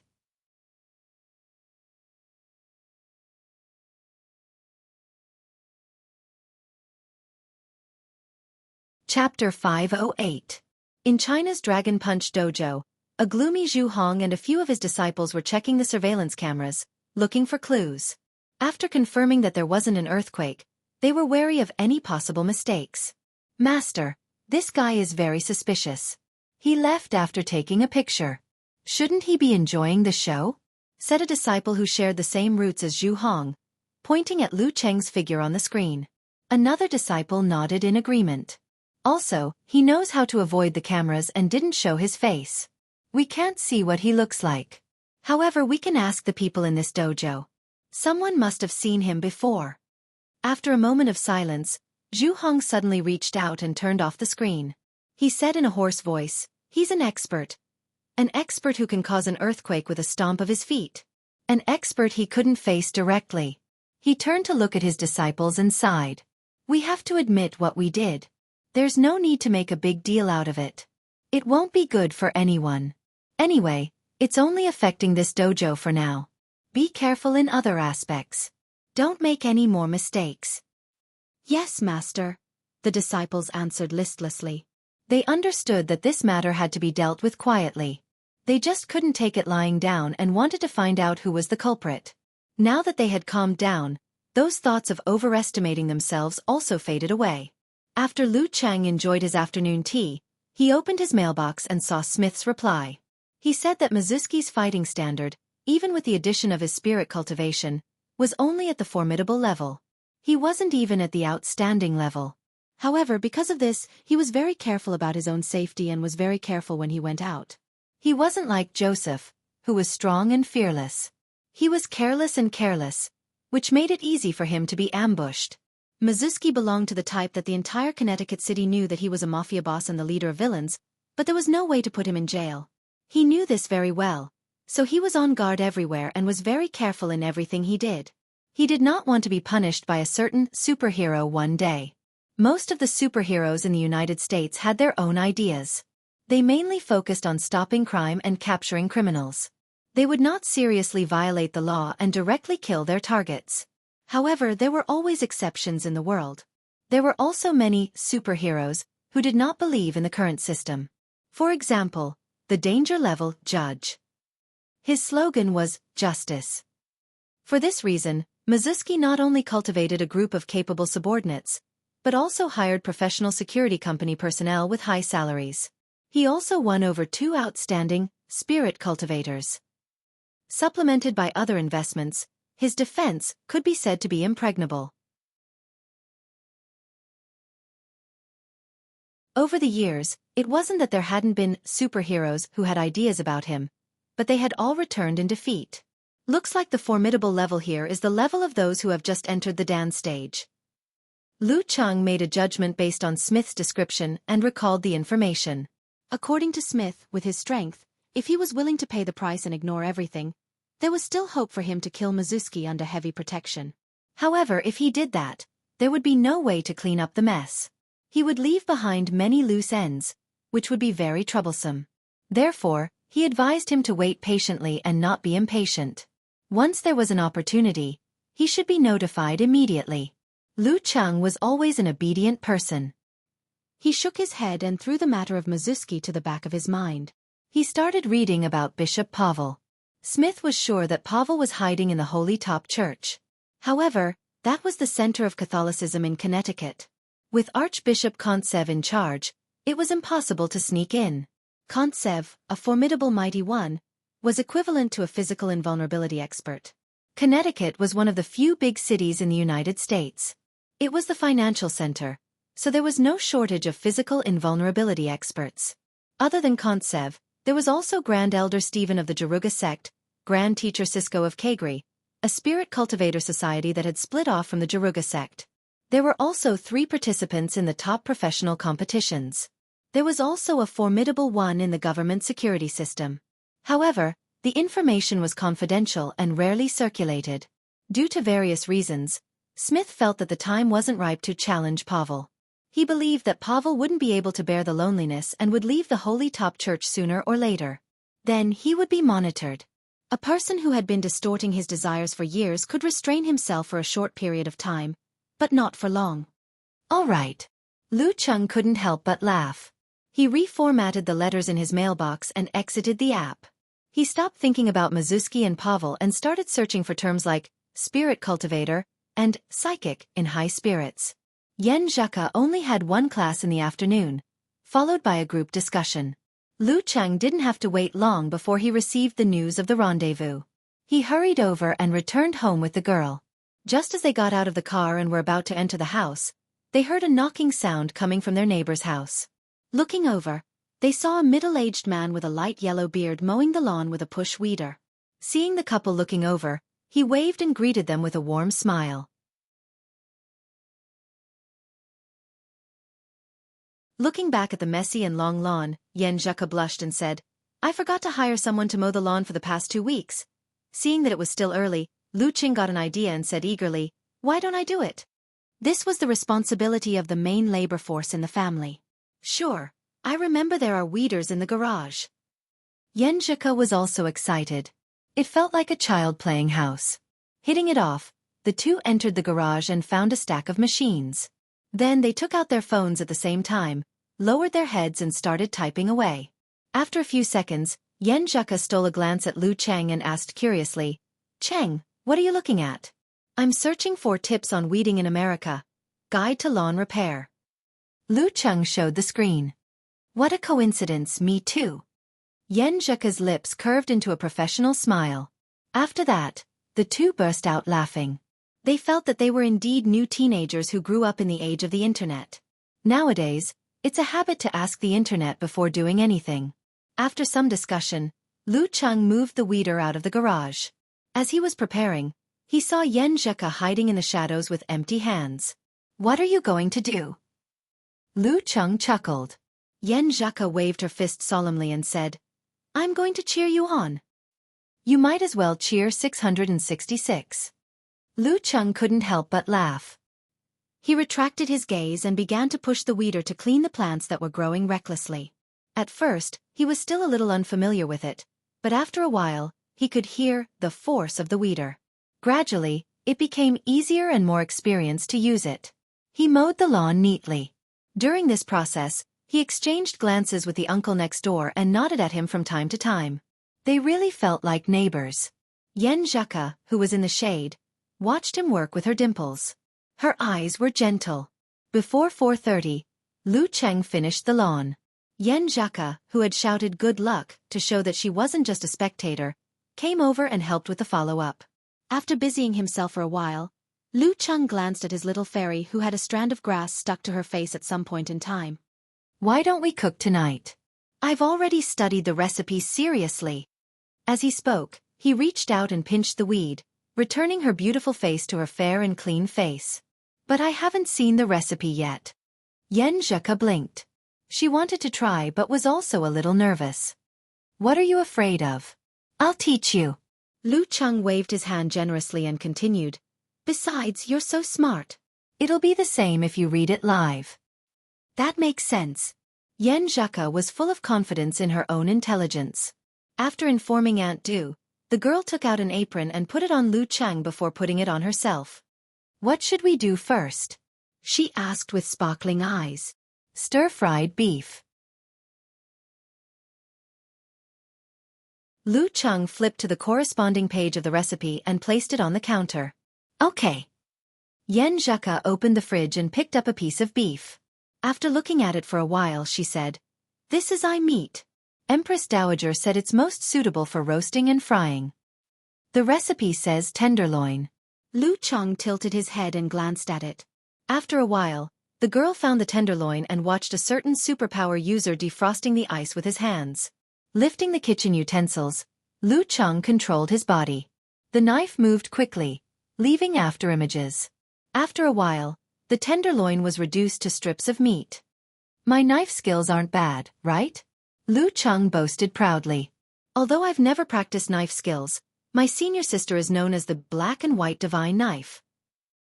"Awesome," Yen Zheke praised. She took out her favorite kitchen weighing tool and meticulously calculated how many grams of sweet potato starch, how much water, and how much oil were needed according to the recipe. She concentrated on mixing them with the shredded beef to make it more tender and smooth. Lu Cheng started cutting onions at the side. Frost covered the onions and buried the feeling that rushed into his eyes. As he cut, he turned his head and looked at Yen Zheke, who seemed to be doing some important experiment. Looking at her plain white apron, he suddenly felt that Yen Zheke was also cute like this. Retracting his gaze, Lu Cheng saw the same apron he was wearing. He suddenly had a strange feeling and couldn't help but laugh. "What are you laughing at?" Yen Zheke turned her head with a confused look. "An hour or two ago, I was thinking about how to get rid of powerful criminals like Mizuki and Pavel. But now I'm busy cleaning the lawn, cutting vegetables, and cooking." Lu Cheng described his feelings as he straightened the apron on him. While he was researching the lawnmower, he had already talked to his fairy about Mizuki and Pavel. Yen Zheke pondered for a few seconds before nodding, solemnly. "This is probably called being able to make a living in the hall and enter the kitchen." As she finished speaking, a light smile appeared on her face.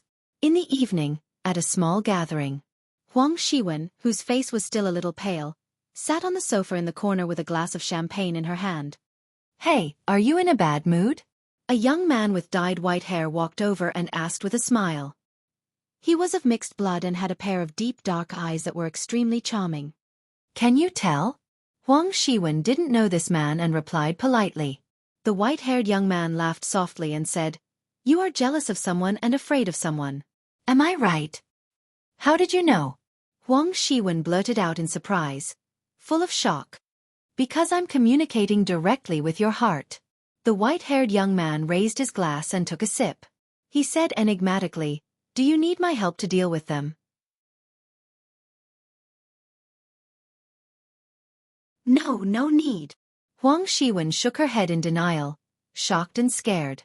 Yan Zheka probably didn't say anything bad about me, and Lu Qing didn't have any intention of dealing with me. There's no need to create more trouble. Okay.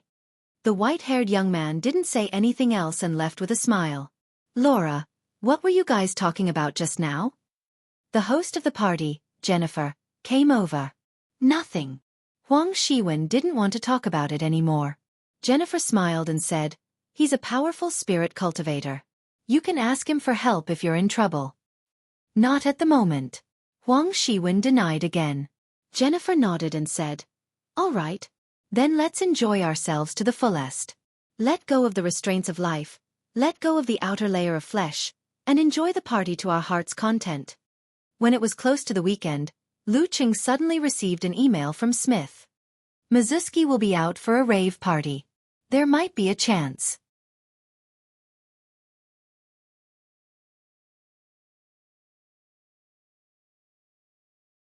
Chapter 509.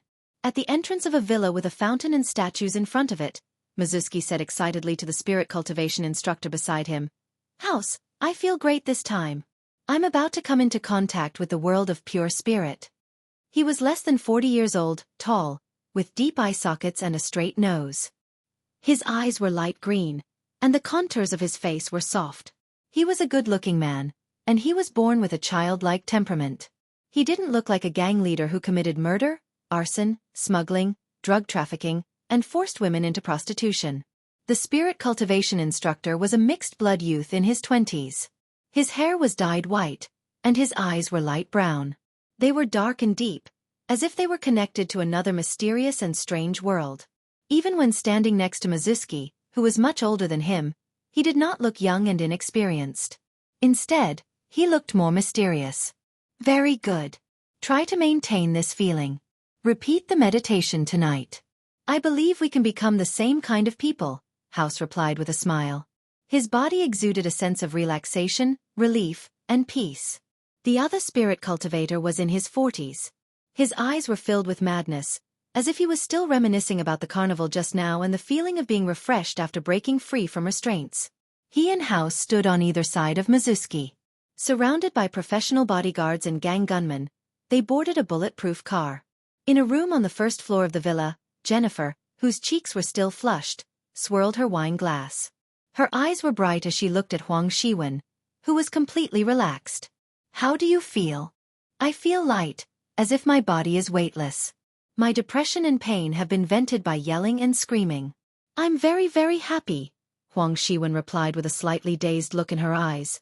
Although her body was tired, her spirit was satisfied. However, it was her first time attending a party like this. Soon, she was worried. "Senior Jennifer, will this be addictive?" "You don't have to worry. This is the secret medicine of a certain spiritual cultivation society. It does contain traces of marijuana, but as you know, you can also search for it. It's even less addictive than cigarettes. Look at me. Do I show any signs of addiction?" Jennifer explained in a gentle voice, guiding him patiently. "Yes, Senior, you look very healthy and energetic," Huang Shiwen said with half certainty and half envy. His senior sister easily dealt with the classes and the party, unlike him, who was full of pressure. Jennifer smiled and said, "Laura, do you know that there was a party on the second floor just now?" "I know." Huang Shiwen had been curious about this for a long time, but without an invitation, she couldn't pass through the burly man at the stairs. "It's a secret party held by the Spirit Cultivator Society. It helps you release your stress and break free from the shackles of the external world and your body. You can truly see your unique self and see your own gem-like soul. Not only will it help you relax and achieve a wonderful peace, it will also allow you to experience extreme happiness. From there, you can break out of your prison and gain the opportunity to communicate with the pure spiritual world," Jennifer described in a dreamy tone. Seeing that Huang Shiwen was still holding back, she changed her words. "This is the most popular party in the upper class. There are senators, lawyers, professors, and CEOs of various companies. The spirit cultivator you met earlier is their mentor. He's very powerful. Much more powerful than a superpower user. Huang Xiwen's heart skipped a beat when she heard the words, upper-class society. But she still had some doubts about it, so she didn't dare to ask more. At the entrance of the villa, after Mizuki and the two spirit cultivators boarded the bulletproof sedan, the professional bodyguards didn't immediately leave to board the black car behind. Instead, they stood guard by the 4 doors. As the bulletproof sedan started moving slowly, they held onto the door and ran in small steps, maintaining their previous positions.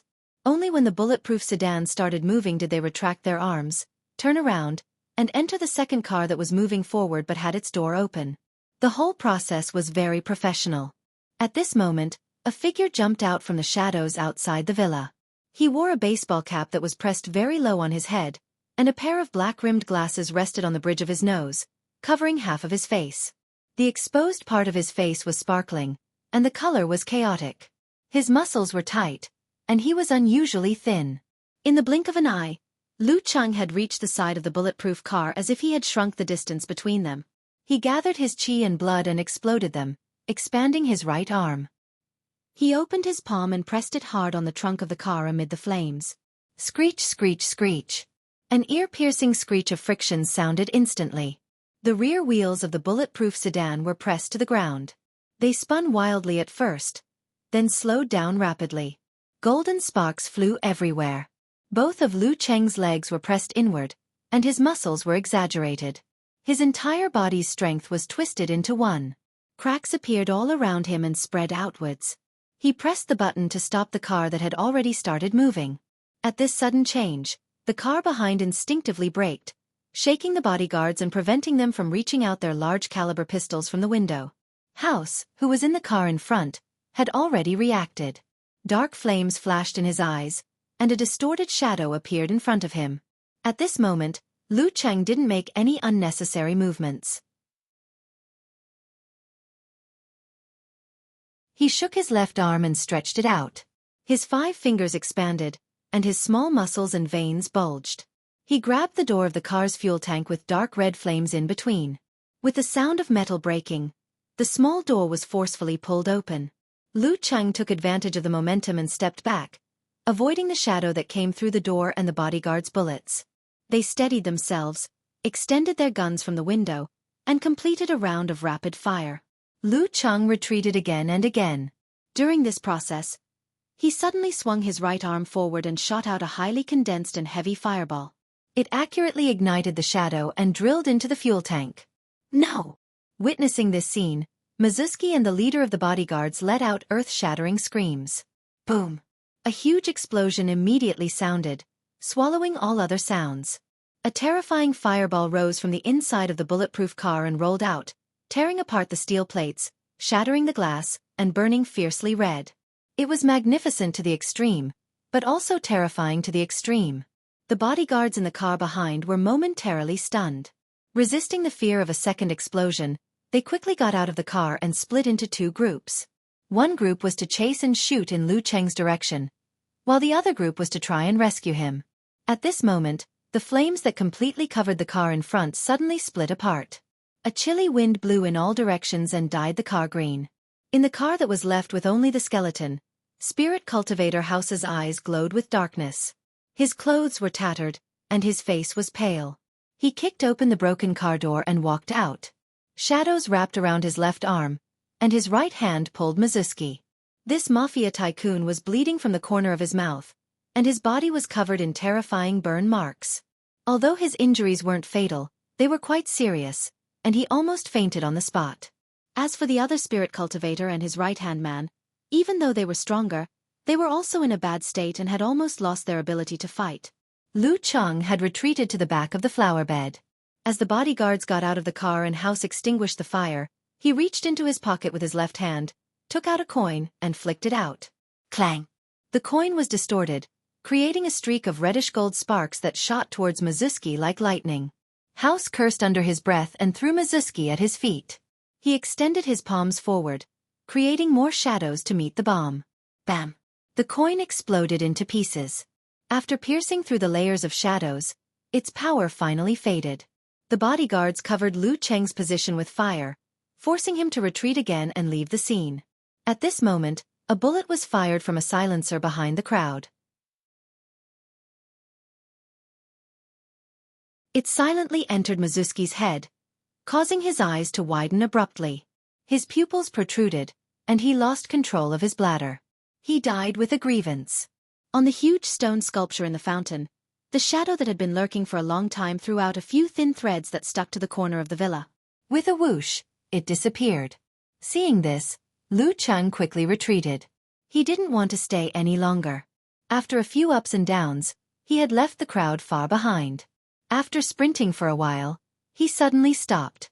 The ice mirror of mind reflected a shadow that was following him. It was like a face, and it vaguely resembled House's. For an inhuman with a mutated body, it was easy to use superpowers within a small area. However, beyond a certain distance, there was no way to control it. Spirit cultivators, on the other hand, didn't seem to be restricted. Lu Qing didn't bat an eyelid. In his mind, he sketched out the ancient army character, turned its murderous aura into a spike, and shot it at the shadow. This was something he could only do after his breakthrough in the ice mirror. It was also a simplified version of the 9 words formula, and similarly, it was a reduction in power in exchange for faster usage. With a poof, the spike hit the shadow and obliterated it like a nemesis. Ah! At the entrance of the villa, House suddenly let out a scream. Clutching his head, he fell to the ground in pain. His body twitched, and it was a terrifying sight. The bodyguards looked at each other for a few seconds. Just as they were about to start rescuing him, the flames in the car flared up again, causing a second explosion. Boom! The loud explosion scared the men and women in the villa. Some called the police, while others tried to peek outside. Don't be afraid. With Mr. House around, it won't be a problem. Jennifer comforted Huang Shiwen. There's also Mr. Zaire. He's a powerful figure with a reputation. Zaire was Mizuski's alias. Is Mr. House very powerful? Huang Shiwen asked in trepidation. Very powerful. He's a very, very powerful spirit cultivator, Jennifer confirmed. After waiting for a few minutes, the explosions and gunshots outside had stopped. They cautiously looked out the window and saw a luxury car reduced to a skeleton. Mizuski and House were moved to the side, motionless. The villa was completely silent, and the atmosphere was oppressive. Huang Shiwen shook her head, feeling that this would be a nightmare she would never be able to get rid of. 2 blocks away, Lu Cheng met up with Smith. He changed out of his takeout clothes and sneakers, and turned them into ashes. Hearing the cracking sounds from Lu Cheng's bones, seeing him grow bigger and taller, bulging his facial muscles, and becoming more defined, Smith couldn't help but exclaim, "Oh, how magical!" "A little trick," Lu Cheng replied with a smile. After encountering gods in the void, his control over his body was enough to achieve bone shrinkage. Smith started the car and drove off into the distance. After a moment of silence, he said with trepidation, "I'm crazy. I've been a secret agent for 5 years, and I've never participated in any dangerous missions. Neither have I done anything that a superhero should do. This is the first time I've experienced it. A bullet was fired, and a life was lost. Mizuski and the spirit cultivator beside him deserve to die, but under the circumstances where they haven't been convicted, I feel like I'm committing a crime." Lu Cheng glanced at Smith, the corner of his mouth twitching. "Smith, calm down. I didn't know you were so talkative." Understood. Calm down. Calm down." Smith took a deep breath, regaining his professionalism as an agent. Lu Cheng pondered for a few seconds before saying, "Do you think Mizuski doesn't deserve to die? If there was strong evidence to convict him, others would have done it long ago. If there wasn't, even if they caught him, he could still find someone to take the blame and leave the court easily." "I know." Smith tilted his head and looked at Lu Cheng. "I just feel like I'm no longer Spider-Man. I need to find a concept that suits me." "Lu, why are you so calm? Don't you feel conflicted? Isn't that obvious? I'm not the one who killed him in the end." Lu Cheng thought for a moment, then answered seriously, "Maybe it's because my legal awareness is weak." Smith was at a loss. He didn't say anything else. After taking a detour, he returned the gun to the subordinate of Mizuski's enemy. Finally, he sent Lu Cheng to the north of Connecticut. After entering the house, Lu Cheng looked at Yen Zheka, who was still in her pajamas, waiting in the living room. He smiled and said, "Done. So easy." Details? Yen Zheka heaved a sigh of relief, her eyes shining brightly. Lu Cheng was about to describe when he heard his stomach rumbling. He smiled sheepishly and said, "I'll make something to eat first. I'm starving after this." "I'll make it." Yen Zheka raised her arm eagerly. "What do you want to eat? Do you have noodles?" Lu Cheng smiled casually. "There's flour. You can make your own noodles." Yen Zheka jogged into the kitchen and called out to Lu Cheng. She pointed at the flour and said, "I've made it. You need it." "Aren't you going to make it?" Lu Cheng couldn't help but laugh. Yen Zheka pursed her lips and said innocently, "You have more strength in your hands." "All right." Lu Cheng smiled and put on his apron. When Huang Shiwen and the rest were questioned by the police, he brought a bowl of noodles into the dining room. He watched as Yen Zheka poured the leftovers that he had heated up earlier into the bowl as toppings. Then she started eating happily. Occasionally, he would tell the girl about what had happened. What a wonderful night.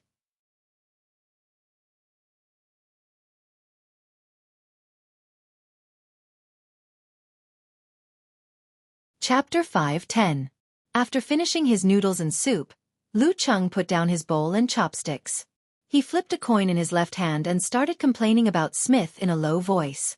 "That spider is really something. I just casually mentioned it at the start because I thought it would be too risky to go on my own."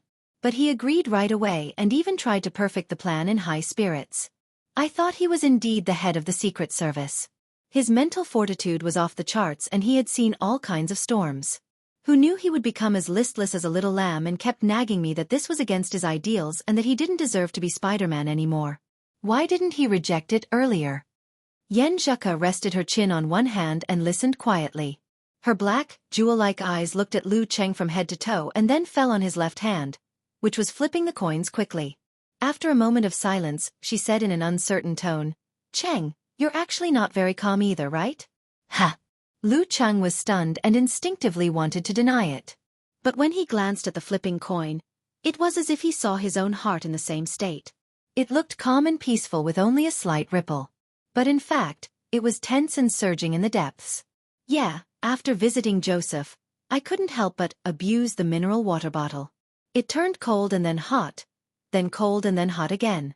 I only managed to calm down when I saw Ku. As a law-abiding student for more than 10 or 20 years, he was not like what he had said to Smith just now, that he had a weak awareness of the law and was a natural outlaw. What he longed for was never a life of fear. Although he had experienced killing the 9th pin of the dark sect and improved his adaptability at the edge of life and death, and tempered his state of mind, he was either involved or not involved. Plus, he had his sect to deal with the aftermath, so he didn't have to worry. It was fundamentally different from ambushing the butcher in a foreign country or eliminating Mizuki. In the end, I'm just a fledgling in this aspect. And I don't really like doing things like this. Lu Cheng was stared at by the girl who seemed to be able to see through his soul. His thoughts were in turmoil and finally turned into a sigh. "Ku, come here. Let me give you a hug." "Okay." Yen Zheka left her seat and walked to Lu Cheng. She allowed him to stand up and open his arms to hug her tightly. The familiar scent wafted into his nose and lingered in his mind. Her beautiful body was slender and warm. Their breaths seemed to resonate. Lu Cheng's heart slowly calmed down. He watched as the feelings of anxiety, uneasiness, and tension slowly returned to the lake. There was no more undercurrent. During this process, Yen Zheka patted his back clumsily and awkwardly, just like how he gently stroked the girl's hair. After getting rid of the butcher and Mizuki, the other criminals in Connecticut will either not involve you or fall within the range that Aunt Du can handle. There's only Pavel left. He's hiding in the Holy Top Church and won't dare to sneak out for a few months. Moreover, his main targets are the underage children. Anyway, I don't think there's anything else for me to do. I can relax and enjoy life. Lu Cheng's voice was low. Yen Zheka's comforting actions gradually became more familiar and smooth. She buried her head in Lu Cheng's shoulder and answered in a low voice, "That's good, that's good." After hugging for a long time, the two of them separated. Lu Cheng picked up the bowl and chopsticks and smiled. His body and mind relaxed. "Hello, your dishwasher is online." You make it sound like I'm eating. Yan Zheke looked at Lu Cheng in disdain. She chuckled and teased. When someone came back, he was so relaxed. He acted as though he had just gone out to buy groceries and that making noodles when he was hungry was more important than superhero matters. In the end, it was all an act. At this point, she turned and smiled. She muttered to herself in a low voice, "Then I'm relieved." After washing the dishes, the couple took separate showers and lay side by side on the bed. With their backs against the pillows, they covered themselves with a thin blanket and scrolled through their phones. "Hey, our overseas students group chat is saying that Senior Jennifer is involved in Mizuki's case." Yan Zheke's crossed legs swayed as she turned her body to the side. "There's news already?" Lu Cheng hadn't scrolled through the news yet. As for the forums of foreigners and other places, he was still confused and didn't look into it. A classmate's uncle migrated to Connecticut a long time ago to do business. His cousin happened to be working at the police station, Yan Zheke explained. She moved the phone and herself closer to Lu Cheng to read the follow-up. According to the classmate's description, Jennifer, an active figure at Connecticut University, had been controlled by Mizuki since a long time ago to help him find girls of good quality. The usual method was to invite them to parties, and after they had played together a few times and got familiar with each other, he would lure them to take the secret drug in order to seek higher levels of enjoyment. Then, he would slowly increase the dosage until it became an addiction. Finally, he would introduce them to rave parties, where they would indulge their body and mind and fall into depravity. They would become a tool for spirit cultivators or a tool for Mizuki to rope in members of the upper class. When they got bored and didn't have the talent in this area, they would be thrown to the bottom of the class and controlled to make money. In the process, the girls who were seduced would, in turn, become like Jennifer, pulling in more unsuspecting girls, causing the number of victims to snowball. However, not everyone would succumb. It should be said that most of the girls participated a few times, but after realizing that something was wrong, they would rationally refuse and not come again. Of course, there were also poor victims who were forcibly drugged. How can this be? Yan Zheke was dumbfounded. She was so angry that her voice trembled a little. Unlike the girls Joseph killed, she didn't know and had no relationship with them. This time, many of the victims involved in this case were students from Connecticut University. Yan Zheke didn't discriminate against the atmosphere of parties in America. She just felt that it was a waste of time and could easily lead to scandals, so she wasn't willing to participate. Who knew that some parties were actually dangerous, like a venomous snake that looked colorful but was actually terrifying. Lu Cheng felt lucky and no longer had any doubts about his previous actions. What's the point of bullying girls? And it was easier to implicate Ku than he expected. It's good that Mizuki died. Those spirit cultivators are also detestable. He only regretted that he didn't have the chance to punish them. Yan Zheke complained for a while. She was actually a little traumatized by the parties. The police didn't reveal who was involved in the parties out of consideration for the victims. "Cheng, you did a great job this time." After venting, the girl looked up at her husband with bright eyes. Out of habit, Lu Cheng wanted to flirt and ask what the reward was. However, he was still in a state of calmness after the excitement. When he saw Ku's serious expression and bright eyes, he immediately felt that everything had paid off. "I like this reward." He chuckled softly. "Huh." Yan Zheke was stunned. She didn't know what her Cheng had pulled on again. "Since when did I reward him?" After calming down, the girl browsed the news again. Finally, she found a few reports in a row. The Delivery Man reappears. The infamous Mizuki was executed. The Delivery Man is not a hero of order. Crazy party, deadly party. Yan Zheke's English reading ability was much better than Lu Cheng's. She browsed quickly and translated. According to the investigation at the scene, the Delivery Man had the help of powerful companions. This may be the reason why they could kill Mizuki while the other heroes couldn't. The surveillance equipment at the scene was damaged and couldn't record the key parts. However, we were able to extract the footage and directly see the Delivery Man. He is less than 1.7 meters tall and dressed like a typical delivery boy. He wore a baseball cap and very large black-rimmed glasses. His skin color was indistinguishable. He was the type with thin cheeks. He was good at making explosions. His hands were covered in flames, so no fingerprints were left. This basically matches the description in Cole's brief statement. Basically matches. Yan Zheka laughed and turned to look at Lu Cheng. Her Cheng was already 1.78 meters tall after his second puberty. He wasn't handsome, but he was a good young man with defined lines, full muscles, and a masculine face. If they are really the same, then I'll have a headache. Lu Cheng laughed. He deeply felt that the bone-shrinking skill was very useful. After chatting for a while, Yan Zheka translated the comments under the news. The American public was roughly divided into two camps. A group of people believed that the Deliverer Man was not a superhero but an evil person. If he could kill the infamous Mizuki today without any evidence, he could kill someone else tomorrow based on his own judgment. Perhaps, he could kill someone else tomorrow based on his own judgment. This was a factor that caused social unrest. They wanted to catch the Deliverer Man as soon as possible. The other camp believed that the American system was corrupt and hopeless. The judiciary had become a toy for the rich and powerful and could no longer uphold justice. At this time, it required a brave knight to judge and punish the bad guys. They claimed that the Deliverer Man was their idol and a true knight. After translating the most popular comments, Yan Zheka chuckled and said, "I don't know about other things, but I'm sure those rebellious youths in America worship you. It doesn't feel right that everyone is wearing black-rimmed glasses to imitate me." Lu Cheng's imagination ran wild. The couple talked and laughed for a long time until their biological clocks came and they both fell asleep. In the middle of the night, Yan Zheka woke up slowly. She wanted to turn over but found that her right hand was tightly gripped and she couldn't break free. She propped her head up and looked beside her. Although Lu Cheng was sound asleep, his hand was firmly gripping hers and wouldn't let go. The gentleness and calmness in his eyes faded away and he became like a child. The next morning, the couple woke up on time and started practicing. Because of the experience of mastering the other characters, Yan Zheka finally got a feel for the fighting formula after a few days of practice. This made her very happy and she even ate 5 more mouthfuls of breakfast. After they parted ways outside the campus, Lu Cheng jogged to the saucy martial arts gym. Along the way, he saw many imitators wearing baseball caps and black-rimmed glasses. He could only twitch his mouth in response.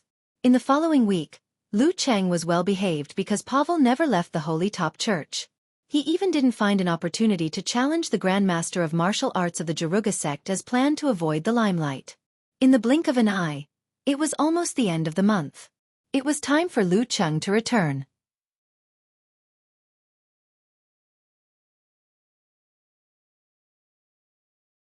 In the lobby of Orion Airport, Smith heaved a long sigh of relief when he saw the reluctant couple through the surveillance camera. During this period of time, he had come to realize that he had deviated from the path of Spider-Man ever since he couldn't get a search warrant for Joseph. That was why he agreed to Lu's suggestion of working together to eliminate Mizuki. However, Lu was a dangerous person. If he stayed in Connecticut all the time, it was easy for him to cause trouble, which would exhaust him to deal with the aftermath. Phew, thank God he's finally leaving. Smith made a cross piously.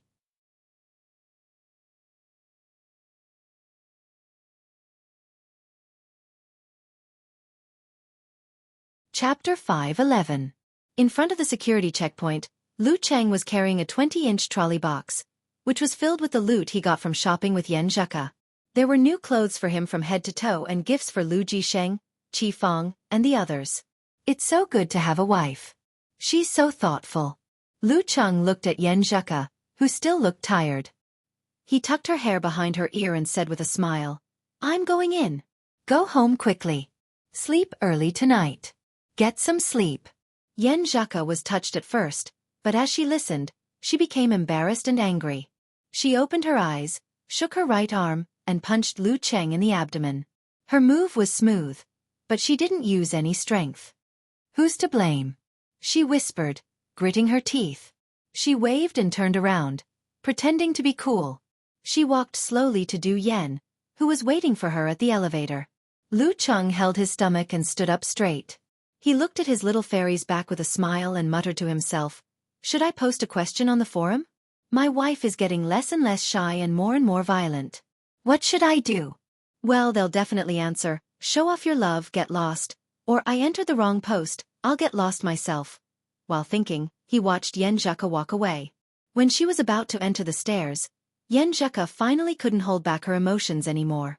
She turned around and looked at Lu Cheng, who was still standing there, not moving at all. Their eyes met. She couldn't help but curse under her breath, "Idiot!"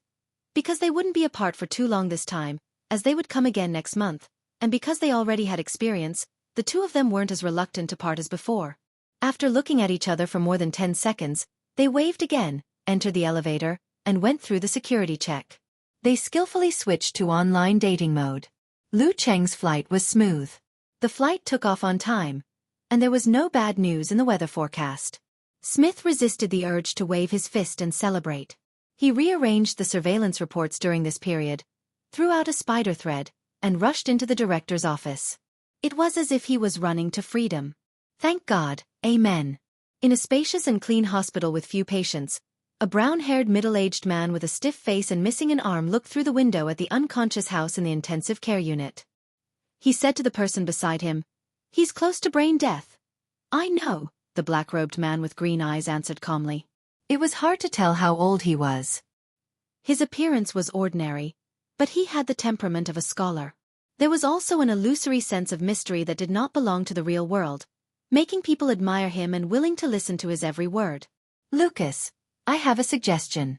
Let me take him away. You should know that we have the artificial weapons project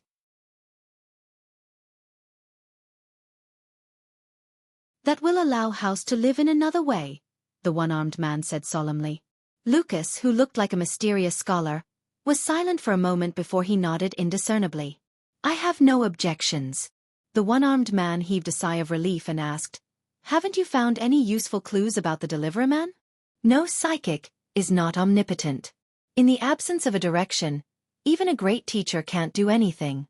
Lucas replied slowly, "But as long as he appears a few more times, we will definitely be able to catch him. Wherever he goes, there will be traces left behind. The only difference is how many traces there are. Once we accumulate enough traces, things will be simple." "May God bless you," the one-armed man said out of habit. But as soon as he finished speaking, he felt that it was inappropriate. God would not bless this group of evil spirit cultivators. It was more likely that he would send down holy light to purify them. Lucas had obviously thought of this as well. He smiled mockingly, took one last look at House in the ICU, and turned to leave. "Lucas, there's one more thing. You have to complete the dissection as soon as possible and throw out a few people to calm the public opinion." The one-armed man raised his voice and reminded him. "We're doing it now." Lucas turned around and smiled. "Gore, when this is over, I'll invite you to my private island for a vacation." "My pleasure." The one-armed man imagined the scene on the island and felt a burning sensation in his lower abdomen. When Lu Cheng flew to Songqing, it was the eve of the 11th.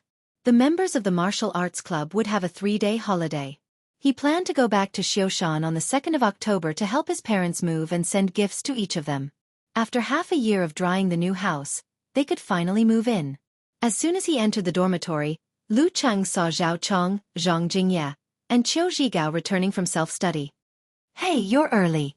"Hey, you're back." Both parties greeted each other in surprise. At this time, Zhao Chong smiled a little embarrassedly.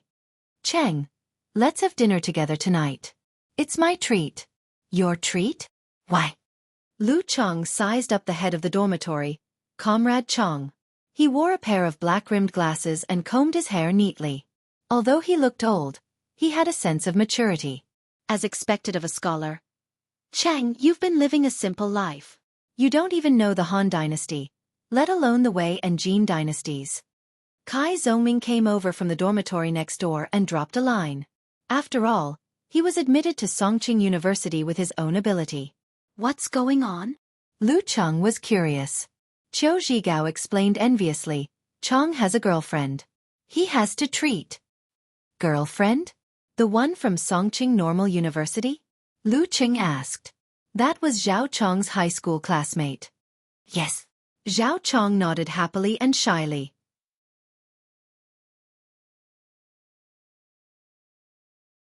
"Didn't you say that there was an elder who taught you to study more when you're young and not to waste time on love?"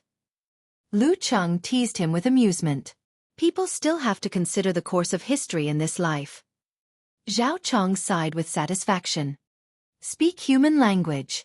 Lu Cheng interrupted his explanation. Zhao Chong scratched his head helplessly. I just can't help it. I like her. What can I do? I think you're pretty good at taking action. Lu Cheng praised from the bottom of his heart. It's okay. It's mainly because she likes me too. Zhao Chong beamed with joy. Classmate Little Ming said disdainfully, they talk every day. You go to my school and I go to yours on weekends. They'll either be lovers or enemies. Friendship between classmates? Who are you kidding? Didn't I say before that Chong will be. He made a gesture of holding his hand in the palm of his hand. Zhao Chong could only smile awkwardly. After a burst of laughter, Lu Qing asked casually, where are we going for dinner tonight? Let's go to Songqing Normal University. They're on the old campus. There's a street full of delicious food next to them, Zhao Chong suggested. Songqing Normal University was originally called Songqing Normal University. Later, because of a dog called Chow Chow, people automatically changed it. The old campus of Songqing Normal University is a bit far. Kai Zongming said hesitantly. Hey Casanova, that's not like you. Lu Cheng was stunned and joked. Why not? Kai Zongming glanced at his best friend. If it were you in the past, you would definitely say that Songqing Normal University is a good place. There are so many beautiful women. As a married man, although you won't fool around, you can feast your eyes and be happy. How could you say it's far away? Lu Cheng mocked, talker without holding back. Kai Zongming was stunned for a moment, then sighed deeply. Things are different now. Look, I have special training in the morning and homework in the afternoon and at night. I'm not like you, who have the protection of the academy and school, so I'm not afraid of exams. The rest of my time is only enough to chat with my Feng Yuan. I have to make use of every opportunity to play games. How can I be in the mood to look at beautiful women? My current state is the standard of a dead heart, dumbfounded. Haha, I'm happy to hear you say that. Lu Cheng patted Little Ming's shoulder. Kai Zongming curled his lips and said, I was going to advise you not to live like a monk when your girlfriend isn't around. How good would it be to be a little more sunny? But now I understand that it's so *king tiring. How can I be in the mood and energy? After a short rest, the five of them set off. On the way they talked about how they started. Zhao Chong was a natural success, and both of them had a good impression of each other at about the same time. Zhang Jingye was the one who chased after girls. During that time, he was often invited by Wu Qian to go on a trip. As for the Casanova, time revealed a person's heart. After understanding his feelings, it didn't take much effort for him to be together with Feng Yuan. It seems that I'm the only one who really got her. Lu Cheng sighed with emotion. As soon as he finished speaking, he remembered Yan Zheka, who was far away in America. When they parted just now, he already missed her. 40 minutes later, they arrived at the north gate of Songqing Normal University and met Zhao Chong's old classmate and current girlfriend, Wang Shi. She was about 1.6 meters tall with fair skin. You know my roommates, Lu Cheng. He has to wear glasses when he goes out now. Otherwise, he'll block the traffic. Zhao Chong introduced his roommates to his girlfriend. Hello, there are 2 girls in our dorm who are your fans. Wang Shi greeted politely. I can only say thank you. Lu Cheng replied with a smile. Kai Zongming, I've told you before, talker, the guy who only has one mouth left. Zhang Jingye, model worker, and old Qiu, the only single dog left in our small dormitory. You have to introduce them to him. Zhao Chong proudly said one by one. While chatting casually, they entered the food street near the north gate and found a famous barbecue restaurant. While waiting, Lu Cheng talked about the local customs of America. Everyone listened with great interest. They were interested in the social phenomenon of superheroes. At this moment, his phone suddenly rang. It was an unknown number. Who is it? Lu Cheng suspected that it was a scam or a sales call, but he still chose to answer in case he missed something important. As soon as the call connected, a magnetic voice came from the other side. Lu Cheng? Yes, you are. Lu Cheng asked in confusion. The other side didn't hesitate and answered naturally. I'm Chen Qitao.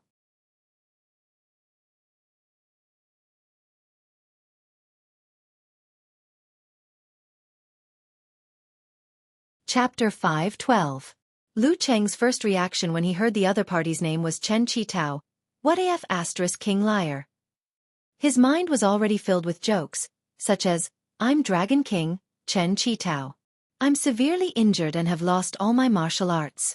I'm stranded in a foreign land and don't dare to contact anyone I know for fear of being discovered by my enemies. I hope you can lend me $5,000 for travel expenses to help me return to the Longhu Club.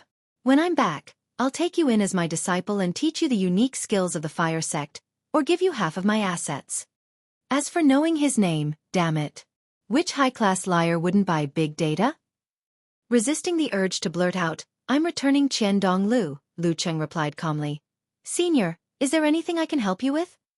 This voice sounded so f asterisk king familiar. It sounded like the Dragon King when he was being interviewed. Even the tone was similar. The tone on the other end of the phone remained unchanged. If you're not returning to the Wuxia Club next year, come to the Longhu Club. Not scammed? No one should know that I'm not returning to the Wuxia Club. Could it be the real Dragon King? Lu Cheng was excited. Without thinking, he gave an affirmative answer. Okay. The Dragon King personally invited me? The other end of the phone paused for a moment. The magnetic voice didn't mention what had just happened. Instead it said calmly, the core of Emperor Yen force is weight, not combustion, and definitely not explosion. You have understood this point very well. However, you have yet to reach the external realm of heaven and earth. Blindly pursuing weight is not in line with the actual condition of your body. It won't be long before you reach a bottleneck. You can try to do more at the inhuman stage and mix in the charm of combustion. Okay. Lu Cheng listened with a dumbfounded face, replying from time to time. How did this turn into teaching over the phone? After a few minutes, the person who called himself Chen Qitao stopped and said slowly, That's all.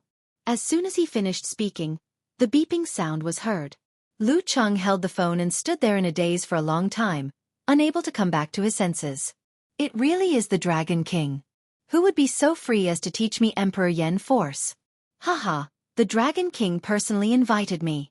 To personally invite me. As a qualified fan, Lu Cheng was both excited and agitated. He couldn't wait to shout this through the loudspeaker.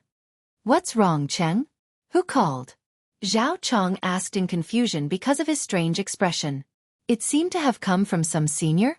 Lu Cheng was about to share with his roommates the fact that the Dragon King had personally invited him when he suddenly felt that it would be too showy and high profile. Hence, he smiled reservedly and said, Nothing much. I was just discussing the professional competition with a senior. Oh, when the time comes, you should directly enter the top professional competition and fight with the Wuxia Club, right? Qiu Zhigao asked curiously. Not necessarily. Lu Cheng replied with a smile. At the same time, he picked up his phone and sent a firecracker emoji to Yen Zheka. The Dragon King called me. Yen Zheka had just woken up and replied, rubbing my sleepy eyes expression, Is it really Dragon King? Am I still asleep? Of course. Based on his understanding of Emperor Yen force, I can guarantee it. Lu Cheng said with a fist-glowing expression. He's inviting you to the Longhu Club? Yen Zheka was so smart that she had already guessed it. Yes. Hands on hips expression. Lu Cheng replied. After sending this, he calmed down and replied, scratching head expression. I seem to have agreed directly. I haven't discussed with you and haven't asked my master. This should be the so-called evil disciple. Haha, the excited Lu Cheng is so cute, Yen Zheka sent a rubbing head expression. You know my opinion. Of course I agreed. Lu Cheng replied, snickering expression. Actually, I was quite afraid that I would encounter a difficult problem. If the Dragon King invited me on one hand and our grandpa asked me to go to the Xiaofan study as a guest elder, what should I do? What would you do? Rolling eyes expression. Yen Zheka replied. Of course I would follow my wife. Lu Cheng replied without hesitation. Yen Zheka replied, covering mouth expression. Actually, the Xiaofan study is a righteous sect. It's one thing to look up to you, but if they really want to invite you to be a guest elder, they won't be able to lower themselves to do so. It would seem that the sect has no successor. Anyway, they're still my brother, Senior Ching Song and the rest. Yes, yes. After sharing with his little fairy, Lu Qing barely calmed down his excitement. He chatted with Zhao Chong, Kai Zongming and the rest for a while. When he went to the washroom, he called his master. Hey, you're finally willing to call me? Geezer Shi said sarcastically. Lu Qing laughed dryly and went straight to the point. Master, the Dragon King just called me and asked me to go to the Longhu Club next year. What do you think if I don't go back to the Wuxia Club? He hid the fact that he had already agreed to it. Go. Of course you have to go. Your fire sect martial arts only have force and no moves. Don't you feel that it's very restrictive? When you go to the Longhu Club, make up for it. If there's a chance, learn all the unique skills of physical invulnerability and the forbidden sect. Geezer Shi said with saliva flying everywhere. Unique skills of physical invulnerability. Forbidden sect martial arts. Lu Cheng's mouth twitched. Master, do you have to be so straightforward? It sounds like you want to knock me out and send me there, my biological master. Geezer Shi coughed and said, I'm doing this for your own good, you brat. There aren't many chances for you to learn the forbidden sect's martial arts. It's settled then. With Dragon King's pride, he's already called you personally. What else do you want? Okay. Lu Cheng was secretly relieved.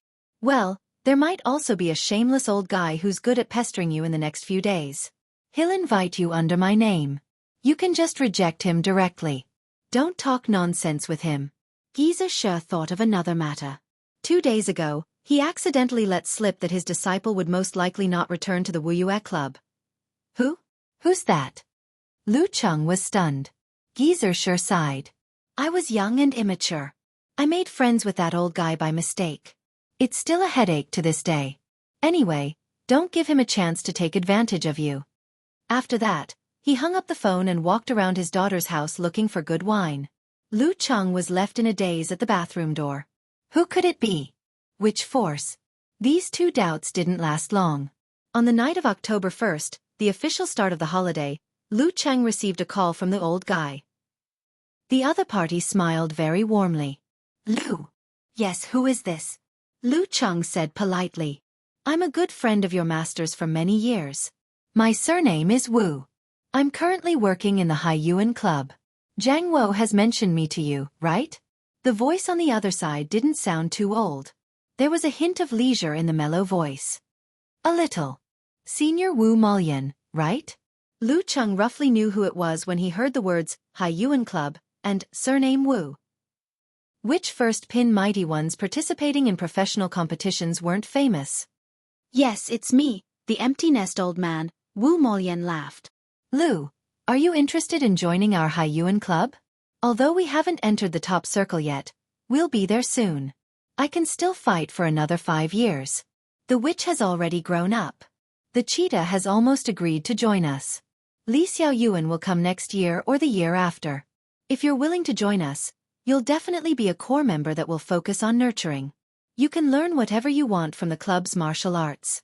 We'll give you a basic salary based on physical invulnerability standards. If you want a house and a car, just say the word.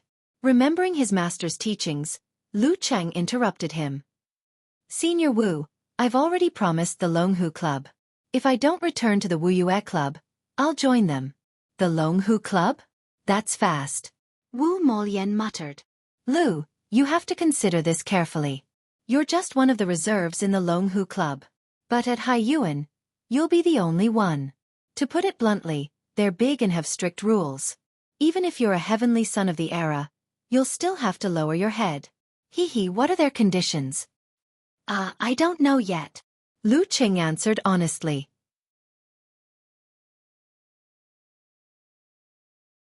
He had completely forgotten about this when he made the promise.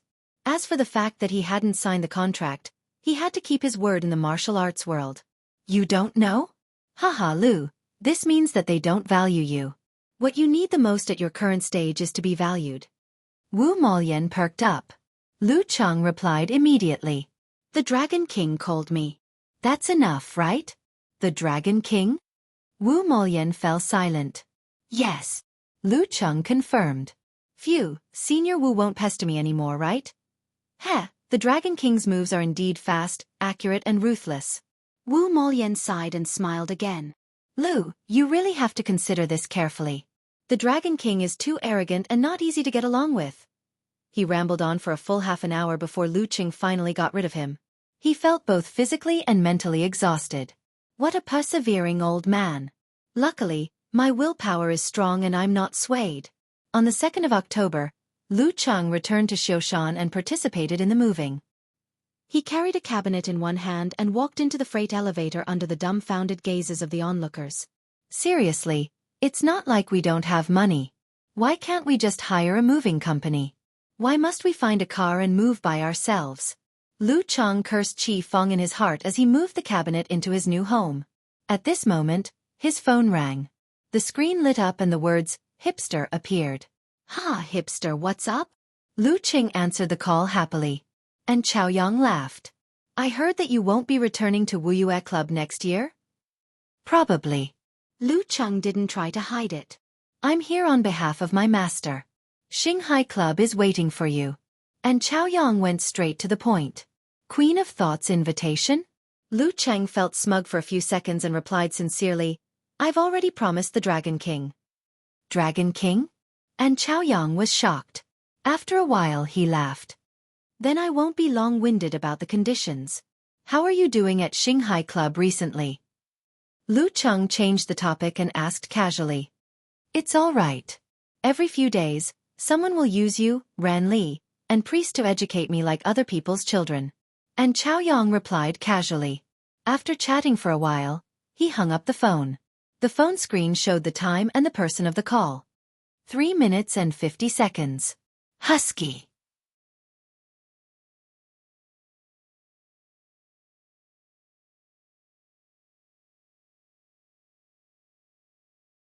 Chapter 5:13. Lu Qing put down his phone and thought of the calls he had received in the past few days. He felt a little emotional and then realized something was missing.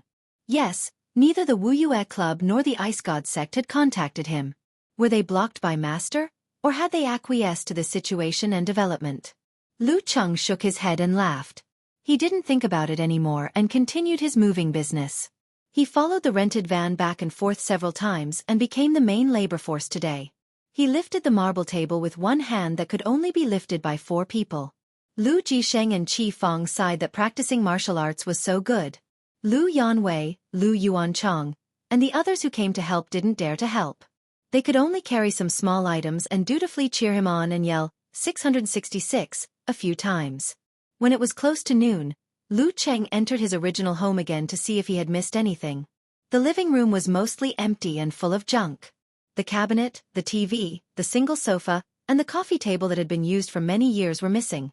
At first glance, Lu Qing suddenly felt a sense of loss.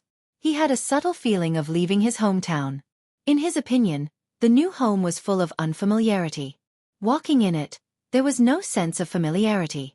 However, this was the place where he had lived for more than 10 years. It was a place that was engraved into his bones. It was the home in his heart. Sigh. He sighed and walked around the living room, half checking and half reminiscing. He stopped at the door of the master bedroom and looked around. The wardrobe and desk were gone. Only the old clothes that his mother had finally abandoned were left on the floor. Looking at the empty space, he pictured the big mottled bed painted with red paint. Lu Qing's expression was a little complicated. That was the bed that his mother had given to him when he married her. It had accompanied her throughout her marriage, witnessed his birth and growth, and witnessed his learning and hard work. When they got married, they didn't have enough resources. His mother was born in a rural family and naturally didn't have a dowry. For this reason, his omnipotent grandfather found wood and built the bed and furniture by himself, which were still in use today. Gazing deeply at her, Lu Qing came to the door of his room. Because the new house had bought a double bed and a sofa bed, his old bed was still quietly in the same place, just like it had been for so many years. However, the desk beside it, the bookshelf opposite it, and the wardrobe were all gone. Thinking of his tumultuous childhood, of his myopic youth who would sneakily read novels with the lamp under his quilt at night, of his youthful holidays where he slept until noon, and of Yen Zheka lying there under the sun, of his pious and surging years of growth, Lu Qing had a moment of unwillingness to part with this place and his old friend.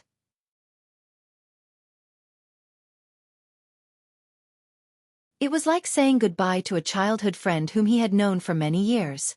I really want to bring it to my new home. Lu Cheng took out his phone, took a picture of his memory, and sent it to Yen Zheka before she fell asleep. It seems like I don't have a home anymore. There was no past. Rub your head. When my family moved to this place, I also felt uncomfortable for a long time. Well, after 2 weeks, I got used to it and accepted it. Yen Zheka sent an emoji with tears of laughter. With Dad and Mom, I soon felt like home. Okay. Lu Cheng casually picked up the few old books that he didn't want before, looked around the room one last time, and quietly closed the door, bidding farewell to the home that existed in his memories for more than 10 years. Taking the elevator to the new house, he took a shower to wash away the sweat and dirt, and changed out of the stained clothes. He reached out to wipe his hair, and white steam rose. Passing by the kitchen, Lu Cheng heard his father chatting with his grandparents in the living room, and saw his mother busily preparing the dishes. According to the customs of Xiaofan, on the first day of moving, one had to treat one's family and friends to a meal. Mom, why go through so much trouble? Can't you just book 2 tables outside? Lu Cheng leaned against the kitchen door and said disapprovingly. Qi Feng looked up and glared at him, not caring that he was the heavenly son of the age. What's the point of not having a warm stove at home? Mom, when it comes to customs, it's fine if it's convenient, but it doesn't matter if it's inconvenient. Everything should be done by yourself. Otherwise it will become a feudal superstition. Lu Cheng persuaded again. You're the one who's superstitious. Qi Feng's voice rose, then softened. Today, there are only relatives on both sides. Not many people. Okay, Mom, I'll help you. Lu Cheng walked into the kitchen, took an apron and put it on. You'll help? Go, go, go. Go out and chat with your grandparents. Don't make trouble here. Your grandma and the rest will come to help later. Qi Feng didn't look happy at all. She waved her hand disdainfully, as if she was shooing flies. My real mother. Lu Cheng grabbed the knife and squeezed in front of the chopping board. Mom, I've cooked a few meals in America. Also, people who practice martial arts have good knife skills. Really? Qi Feng put down the kitchen knife and watched in surprise as her son chopped melons, vegetables, bones and meat. Not bad. She praised in her heart, but that wasn't the main point. She didn't hide her curiosity and asked, You guys really cooked in America? You were in charge? Lu Cheng thought for a while and said, Usually, I just cut the vegetables and Ku was in charge of cooking. Qi Feng smiled and nodded with satisfaction. You guys live a decent life. However, you have to take the initiative to cook some dishes. Don't let Ku do it.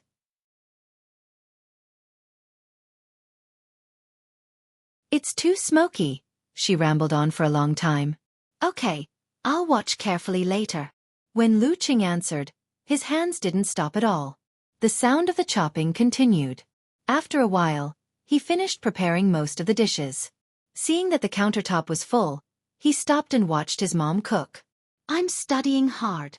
He took a picture and sent it to Ku. I miss your food. Yen Zheka, who had washed up and was lying in bed, suddenly felt hungry. After watching for more than 10 minutes, Lu Cheng volunteered to cook the familiar stir-fried beef. He handed the phone to Qi Feng and said, Mom, help me take a video later. Just press here and don't let go. Yes, here. It will stop by itself when you let go. Seriously, what's there to take? Qi Feng muttered and aimed the phone at her son. She couldn't understand young people nowadays. Taking videos while cooking. Mom, you can press the button now. Lu Cheng poured the beef into the oil and started to stir-fry. When it was time for the side dishes, he deliberately showed off. He held the pot with one hand and threw the food like a chef. Not only that, but he also controlled his strength precisely. Sometimes he threw the word one, sometimes he threw the word chuan, and sometimes it was raining flowers. After putting the fragrant dishes on the plate, Lu Cheng took back the phone from his stunned mom and sent the video to Yen Zheka. Not long after, the girl said with a blank expression, I've never seen such a boring person like you. What the hell is this fancy stir-frying? Qi Feng had already come to her senses. She pushed her son out of the kitchen angrily. Go, go, go and play by yourself. She doesn't know how to appreciate. Lu Cheng spread his hands and shook his head in amusement. He walked to the living room. At this moment, he suddenly felt a sense of belonging to this place. When Lu Cheng's second uncle, second aunt, and grandma arrived and went into the kitchen to help, the warm stove wine was finally ready before 1 o'clock. As there were many people, they were divided into 2 tables. One was the dining room for those who liked to drink, and the other was the coffee table, sofa, and low chairs for those who were focused on eating. As the head of the household, Lu Jisheng raised his wine glass and said a few words. After that, everyone congratulated him on moving into the house. After eating and drinking, some people played mahjong, some played pig-trotting, some played fight the landlord, some played chess, and some played online games. They had a pleasant afternoon. After dinner, Lu Cheng's grandpa and grandpa were sent home by his uncle who didn't drink. His grandparents who came from Ningxue stayed in the guest room. Qi Yunfei and Chen Xiaoxiao stayed in the guest room. His aunt Qi Yan and uncle Chen Wenghua slept in the separate study. There was a sofa that could be folded into a bed.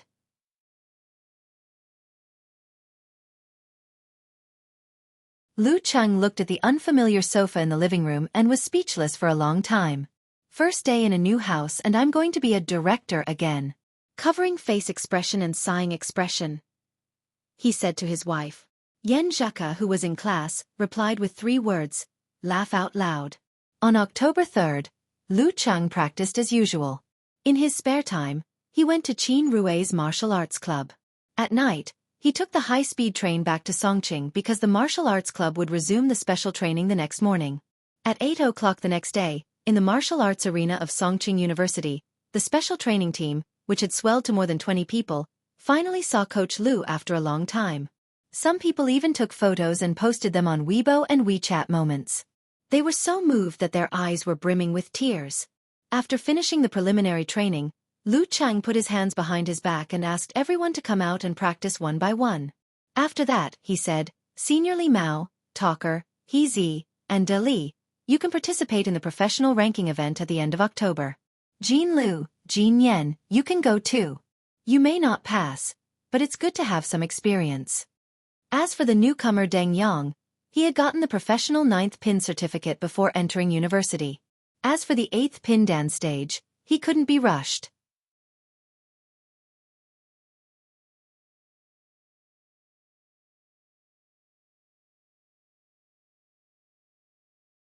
Chapter 5:14.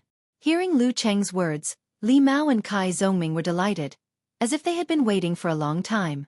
They were strong enough to get the certificate in April, but they were delayed by the national competition and had to wait until now. As the defending champion, Songqing University was undoubtedly the seed of the division and would enter the group directly. They would only appear on the stage of the new university martial arts competition at the end of November. On the other hand, He Zi and Wang Dali were both excited and apprehensive. At times, they felt that they had a high chance of getting the professional 9th pin certificate if they gave it a try. At other times, they felt that they were still lacking and that it would be safer to wait for another half a year. There was no need for them to be tortured. As for Jean Lu and Mu Jinyan, they had an indifferent attitude. To them, the chances of them breaking through the encirclement were slim. Senior Lu, Coach Lu, we haven't fought in a long time. I would like to apply for actual combat in the team to prepare for the ranking event. Wang Dali, who looked like someone released from a labor camp, raised his hand and suggested. Sure. Lu Cheng nodded with a smile without hesitation. With his current strength, he was more than enough to be their referee. I'll sign up first. I want to challenge He Zi. Wang Dali stepped out first. His eyes were bright and his tone was resolute, as if he had been planning this for a long time. Why? Lu Cheng blurted out in surprise. Why does it feel like there's a grudge between them? Wang Dali replied with grief and indignation. The last few times we played werewolf, she would always be the first to kill me. I can't play this stupid game anymore. As soon as he finished, He Zi, whose hair had just reached her ears, laughed with the other female team members. Who asked someone to look so fierce? What a deep hatred. Lu Cheng sighed with emotion. Coach Lu, Senior Lu, we'll play this afternoon and then have a meal together. Do you want to join us? He Zi asked expectantly. The freshmen who had just joined the special training team, regardless of gender, immediately focused their eyes on Lu Cheng. The National Day holiday, special training in the morning, nothing in the afternoon. Feeling their expectant and inviting gazes, Lu Cheng thought for a while and said, I won't be joining the game. I have something to do in the afternoon. In the morning, he had to take on a part-time job as a coach, and especially spare some time to video chat with Ku, who was in her free state at night. He had almost no time to practice, so he had to make up for it in the afternoon. This would be his domestic work and rest routine for the next 1 or 2 years, and it would not be easily changed unless there was an emergency or too big of an accident.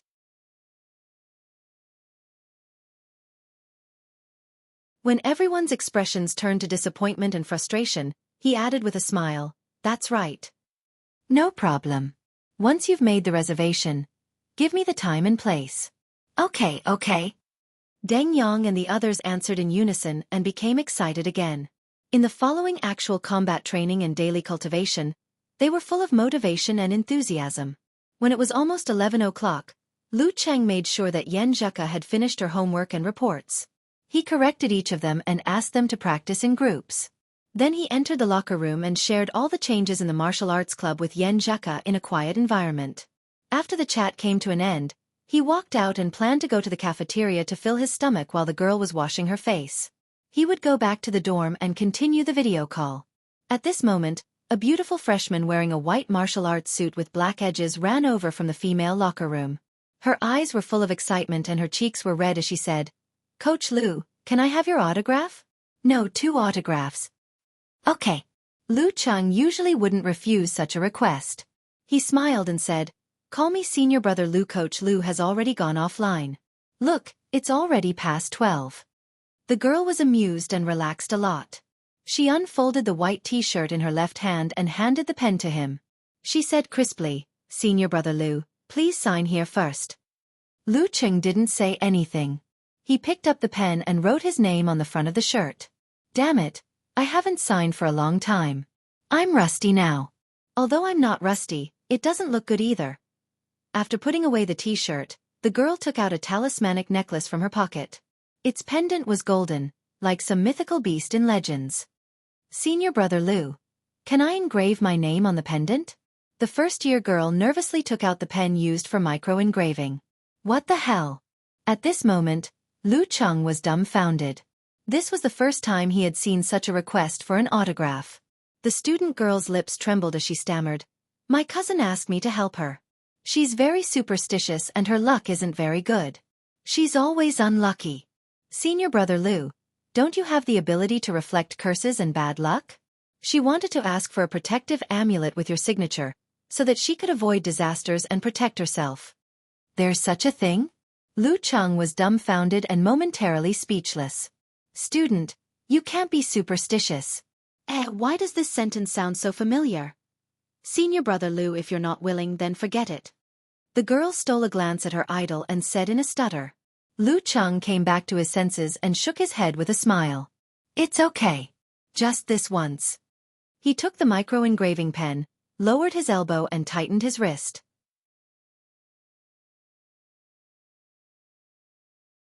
Channeling his strength, he engraved Lu Cheng on the golden pendant and passed it to the first-year student.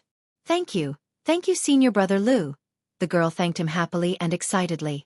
On the way back, she turned around and bowed her head slightly.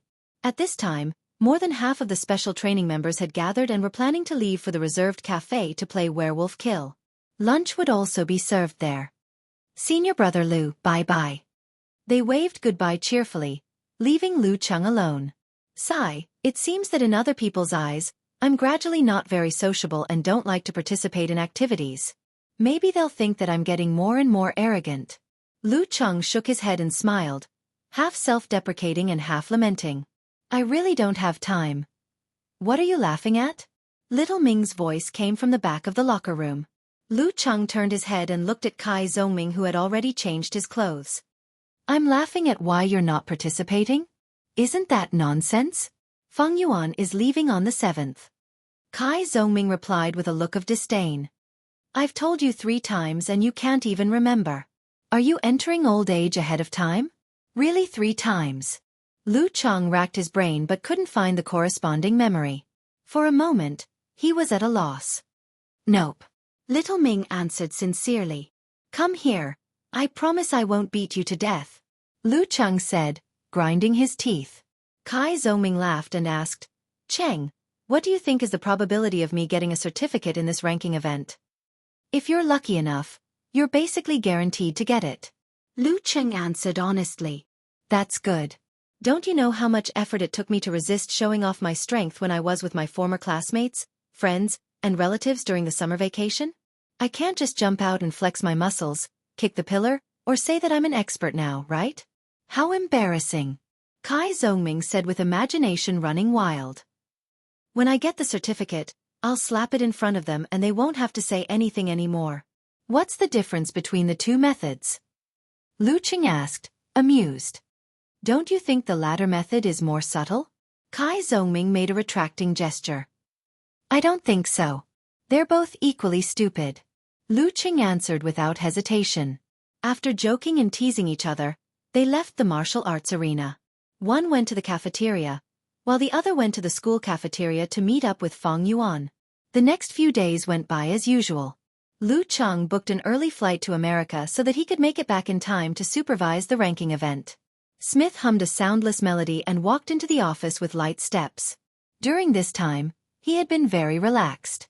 The tasks assigned to him were quite simple, so he didn't have to worry about them. What a wonderful life. Thank God.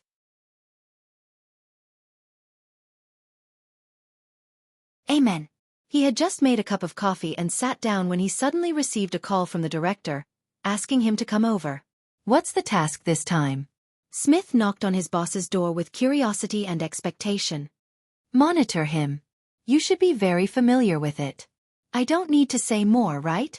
The director turned the computer screen around and a familiar face came into Smith's sight. Yellow skin, black hair, chiseled features, a smile on his face, and the word danger in red beside it. It was Lu Cheng. Smith's eyes widened and his mouth opened little by little. He blurted out, "Why is he here again? Is there an end to this?" In the following days, Lu Cheng didn't make things difficult for Smith, who was on tenterhooks. He lived a peaceful life, kept a low profile, and didn't do anything out of line. In order to avoid the limelight, he planned to find a chance to challenge the Grandmaster of Martial Arts in the next semester. In the process, Kai Zongming and Li Mao successfully obtained the professional 9th pin certificate. He Zi, after a tough battle, barely managed to obtain the certificate. Wang Dali, who was slightly weaker and unlucky, failed in the group stage. Jin Liu and Mu Jinyan were too far apart. It was purely based on experience. However, the addition of 4 professional 9th pin fighters, Deng Yang brought his own certificate, made the martial arts club in the limelight at Songqing University again. More students were willing to join the martial arts class. As a last resort, the martial arts class added 1, 3, and 5 for students who didn't make it to the next round. At the end of November, the new National University Martial Arts Competitions Division Group stage started. Songqing University's first opponent was the weaker Celestial Academy. Lu Cheng, who came back from America for the 3rd time, didn't put himself in the lineup. He put the newcomer Deng Yang as a substitute. Even so, Li Mao, who was in charge of the field, didn't do much. Kai Zongming, who dominated the conversation time, and the new calf, He Zi, almost completed 3 kills. On the first weekend of December, Songqing University welcomed its old rival, Shannon University Martial Arts Club. In the away team's locker room, Lin Xiaoji, who had a high ponytail, sighed and said, "Inhuman. How can we fight? Luckily, I said last year that we would wait for the year after next year. It should be next year. At that time, Peng Liyun will graduate and Lu Cheng will enter the professional competition in advance. This is our chance." Before the competition started, she was already thinking about the next time. Mu Yu, Old Man Mu, glanced at her from the blessed Buddha beads, exquisite crosses, and other items. He fixed his eyes on the new collarbone necklace on Lin Xiaoji's neck. "Your amulet is rare." He asked a question that had been bothering him for a while. Lin Xiaoji smiled proudly. "Yes, it's rare.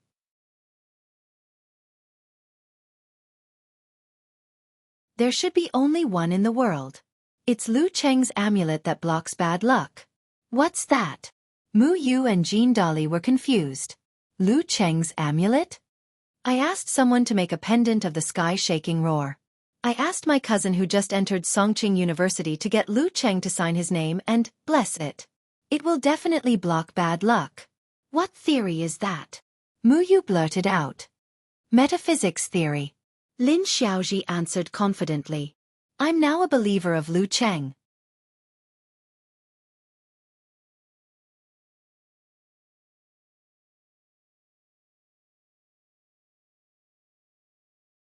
Chapter 5:15. Considering Songqing University's current situation, there was no need to arrange a formation for the match against Shannon. As usual, Lu Cheng let Kai Zongming be the vanguard so that he could improve his verbal skills. In the middle, the newcomer Deng Yang would take the stage for more actual combat. However, unlike the previous match, Lu Cheng put himself in the starting lineup and stayed at the end without the slightest carelessness. After all, Bain Mu Yu's supernatural ability was comparable to a dance stage fighter, and he was unpredictable and hard to defend against. If he lost here and advanced to the next round as the second in the group, it was very likely that he would have to face Shan Bei in advance. Without Lin Ke, it would be difficult for him to win against Pang Leyun and Fang Zhirong on his own. Coming out of the locker room, Lu Cheng heard a tsunami of cheers before he had time to look around. Those were champion and good luck. The crowd's will was strong enough to shake a mountain. This was the atmosphere of the home ground. Even the most indifferent people would feel their blood boiling in such a situation. The members of Songqing University Martial Arts Club waved at the same time to both sides, which brought more enthusiastic cheers. After a few steps, Lu Cheng glanced around and saw an acquaintance. It was Xu Ruei, a reporter from Songqing TV station. She was wearing her usual business attire. Her neat and refreshing short hair was long enough to reach her shoulders, which added to her feminine charm and highlighted her delicate oval face. Ha! She's still a reporter? Ha! The logo on her microphone doesn't look like she's from Songqing TV station. Did she change jobs? Lu Cheng nodded at Xu Ruei as a form of greeting, despite the doubts in his mind. Xu Ruei adhered to the requirements of the interview and didn't disturb them before the match. She only responded with a smile. After a short wait, the referee stepped into the arena. The broadcast announced the names of both sides. The first round, Kai Zongming versus Lin Xiaoji. It said that Lin Xiaoji has touched the threshold of Dan's stage. If you raise your proud tail, you'll be embarrassed. Lu Cheng said to Talker, half teasing and half reminding him. Damn it! You're so misleading. Luckily I'm a gentleman. Kai Zongming said sarcastically. Don't worry. I'm the best at talking to girls. F***ck dirty people see dirty things. Get out of here. Lu Cheng gave Little Ming a slap on his face and pushed him out of his seat. He didn't even need to do the fist bump to encourage him. Kai Zongming tidied up his clothes and hairstyle, then slowly walked up the stone steps and onto the arena. Then, he was a little dumbfounded to see Lin Xiaoji standing next to the competition supervisor, taking out one item after another.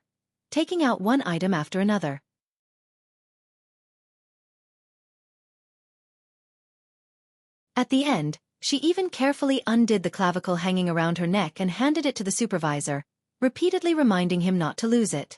After doing all this, Lin Xiaoji tied her ponytail a little higher and walked lightly to the opposite side of the enemy. She pointed to her sleeve and smiled proudly. Kai Zongming took a closer look and realized that there was a circle of words embroidered on it. The words, Tai Shang Lao Jun, were written on the front. As expected of a Grand Master of Metaphysics. For a moment, Little Ming felt like he had been defeated. The referee glanced at both sides, raised his right hand, and announced the start of the conversation. Kai Zongming relaxed and revealed a sincere and brilliant smile. Last year, our two clubs were in the same group. As a substitute of amateur second pin, I had the honor to witness the fight between you and senior brother Sun Jian. It was a very calm and friendly opening, and it sounded more like he was trying to strike up a conversation with a girl. The referee listened quietly from the side. Lin Xiaoji nodded with a smile and said nothing. At this moment, Kai Zongming suddenly changed the topic. At that time, you were already a top 9th pin fighter. Now, a year later, I, an amateur second pin, have gotten a professional 9th pin certificate. I think I'm strong, but you're still at the same level. Don't you feel ashamed? Don't you think it's time to re-examine whether you're suitable for the path of martial arts? You're only a junior. You still have time to focus on your studies. Similar words poured out endlessly, accompanied by a mocking expression. Even the referee had some doubts in his heart. Don't hit people in the face. Don't expose people's shortcomings. Being humiliated like this, I definitely can't stand it. However, Lin Xiaoji raised the corner of her mouth and her expression didn't change. Even her eyes didn't show any sign of anger. I've met a strong opponent. Kai Zhongming pulled himself together and changed 3 strategies in a row. But his opponent remained calm and responded with a faint smile. Her self-restraint was off the charts. Soon, the 3-minute conversation was about to end. Lin Xiaoji raised her hand with a smile, put her fingers into her ears and slowly pinched out 2 earplugs. What the hell? Kai Zhongming's eyes bulged. He was dumbfounded on the spot. So I was playing the lute to a cow. You deserve earplugs consecrated by 9 eminent monks chanting scriptures. Lin Xiaoji snapped her fingers and flicked the earplugs out of the arena. They fell next to the referee. There were also words engraved on them. When put together they read, "I'm not listening, I'm not listening." Isn't this against the rules? Kai Zhongming immediately turned his head and asked the referee. It's not a weapon, nor is it sharp or hard. Theoretically, it's no different from plugging your ears with your fingers, the referee explained.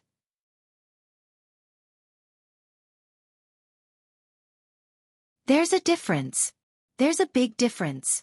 If I saw her plugging her ears with her fingers, I would have stopped talking. Do you know how much effort I've wasted? Kai Zhongming was about to speak when he saw the referee raise his right hand and was about to swing it down. He quickly gathered his thoughts and turned his attention back to the match. In the following battle, Lin Xiaoji, who was already better than Kai Zhongming, displayed her tiger form, dragon form, snake form, and leopard form martial arts to the fullest. Her movements were smooth and controlled, making it difficult for Kai Zhongming, who couldn't achieve his strategic goal in the conversation time. Even if he had hundreds of tricks up his sleeve, he couldn't turn the tables and find an opportunity. After struggling for 2 or 3 minutes, he was defeated by a round of tremor punch. Haha, I told you. Don't be arrogant. Don't think that no one can defeat you in the conversation time. Facing the depressed little Ming, Lu Chang, as his best friend, showed him what a friendship between men was. Get lost. Kai Zhongming replied in a bad mood. Then he fell into deep thought. Cheng, what if all the opponents in the future don't know their manners and plug their ears with their fingers? What should I do? Practice a martial art of the lion's roar style and become a human loudspeaker. The most basic way was to practice his inner strength, and not pin his hopes on the conversation time. That makes sense. Kai Zhongming nodded thoughtfully and began to think about where he could get a similar martial art. At this time, Deng Yang, who had just entered the arena, had already started a fierce fight with Lin Xiaoji. The usually sunny young man had turned into a muscular barbarian with a jade-like complexion. Facing the enemy, he did not block, but only resisted and attacked. He had combined the quenching jade formula of the Shizhou sect and the 24 blizzard strikes into one. He was even fiercer than Lin Ke and Lu Cheng. He was like a human bulldozer. Lin Xiaoji, who was already in a tough battle, couldn't hold on any longer. She slowed down a bit and allowed Deng Yang to close in on her. She used her chest and shoulder to block a chopping punch and a tremor punch respectively. Bam bam bam. Deng Yang only protected his vital parts and attacked crazily. He successfully defeated Lin Xiaoji in the close-range combat, which he was best at. In the new round, he and Jean Dolly played a game of cat and mouse. They chased each other around the arena and bumped into each other occasionally. After a full 5 or 6 minutes, both of them were exhausted. Inevitably, they entered the close-range combat phase, which was Deng Yang's strength. The result was no surprise. After winning 2 rounds in a row, he finally faced the enemy's leading general, Bane Mu Yu. Instead of being afraid, he was eager to have a try. Begin.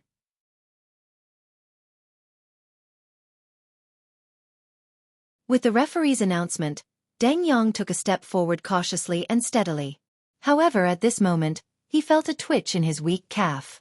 Before he could stabilize his foot, his ankle twisted to the side and deformed. As a top professional 9th pin fighter, he twisted his ankle on flat ground. Although his body was close to its limit, it was still incredible. With a twisted ankle, the bulldozer could no longer run and was completely passive. Soon, he was defeated by Old Man Mu. His supernatural ability seems to have gotten stronger again, and his martial arts skills seem to have improved quite a bit.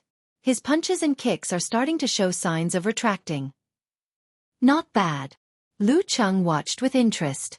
When Deng Yong returned, he slowly unzipped his pants, took off his jacket, and stood up. He didn't seem to mind giving the Bane a chance to catch his breath.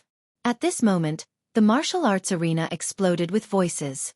Everyone was shouting a name, calling the hero, the king of the arena. Lu Cheng. You're tuning in to the Xiaofan's Wuxia Tales YouTube channel. Don't forget to subscribe and join us on this journey to catch the most captivating stories.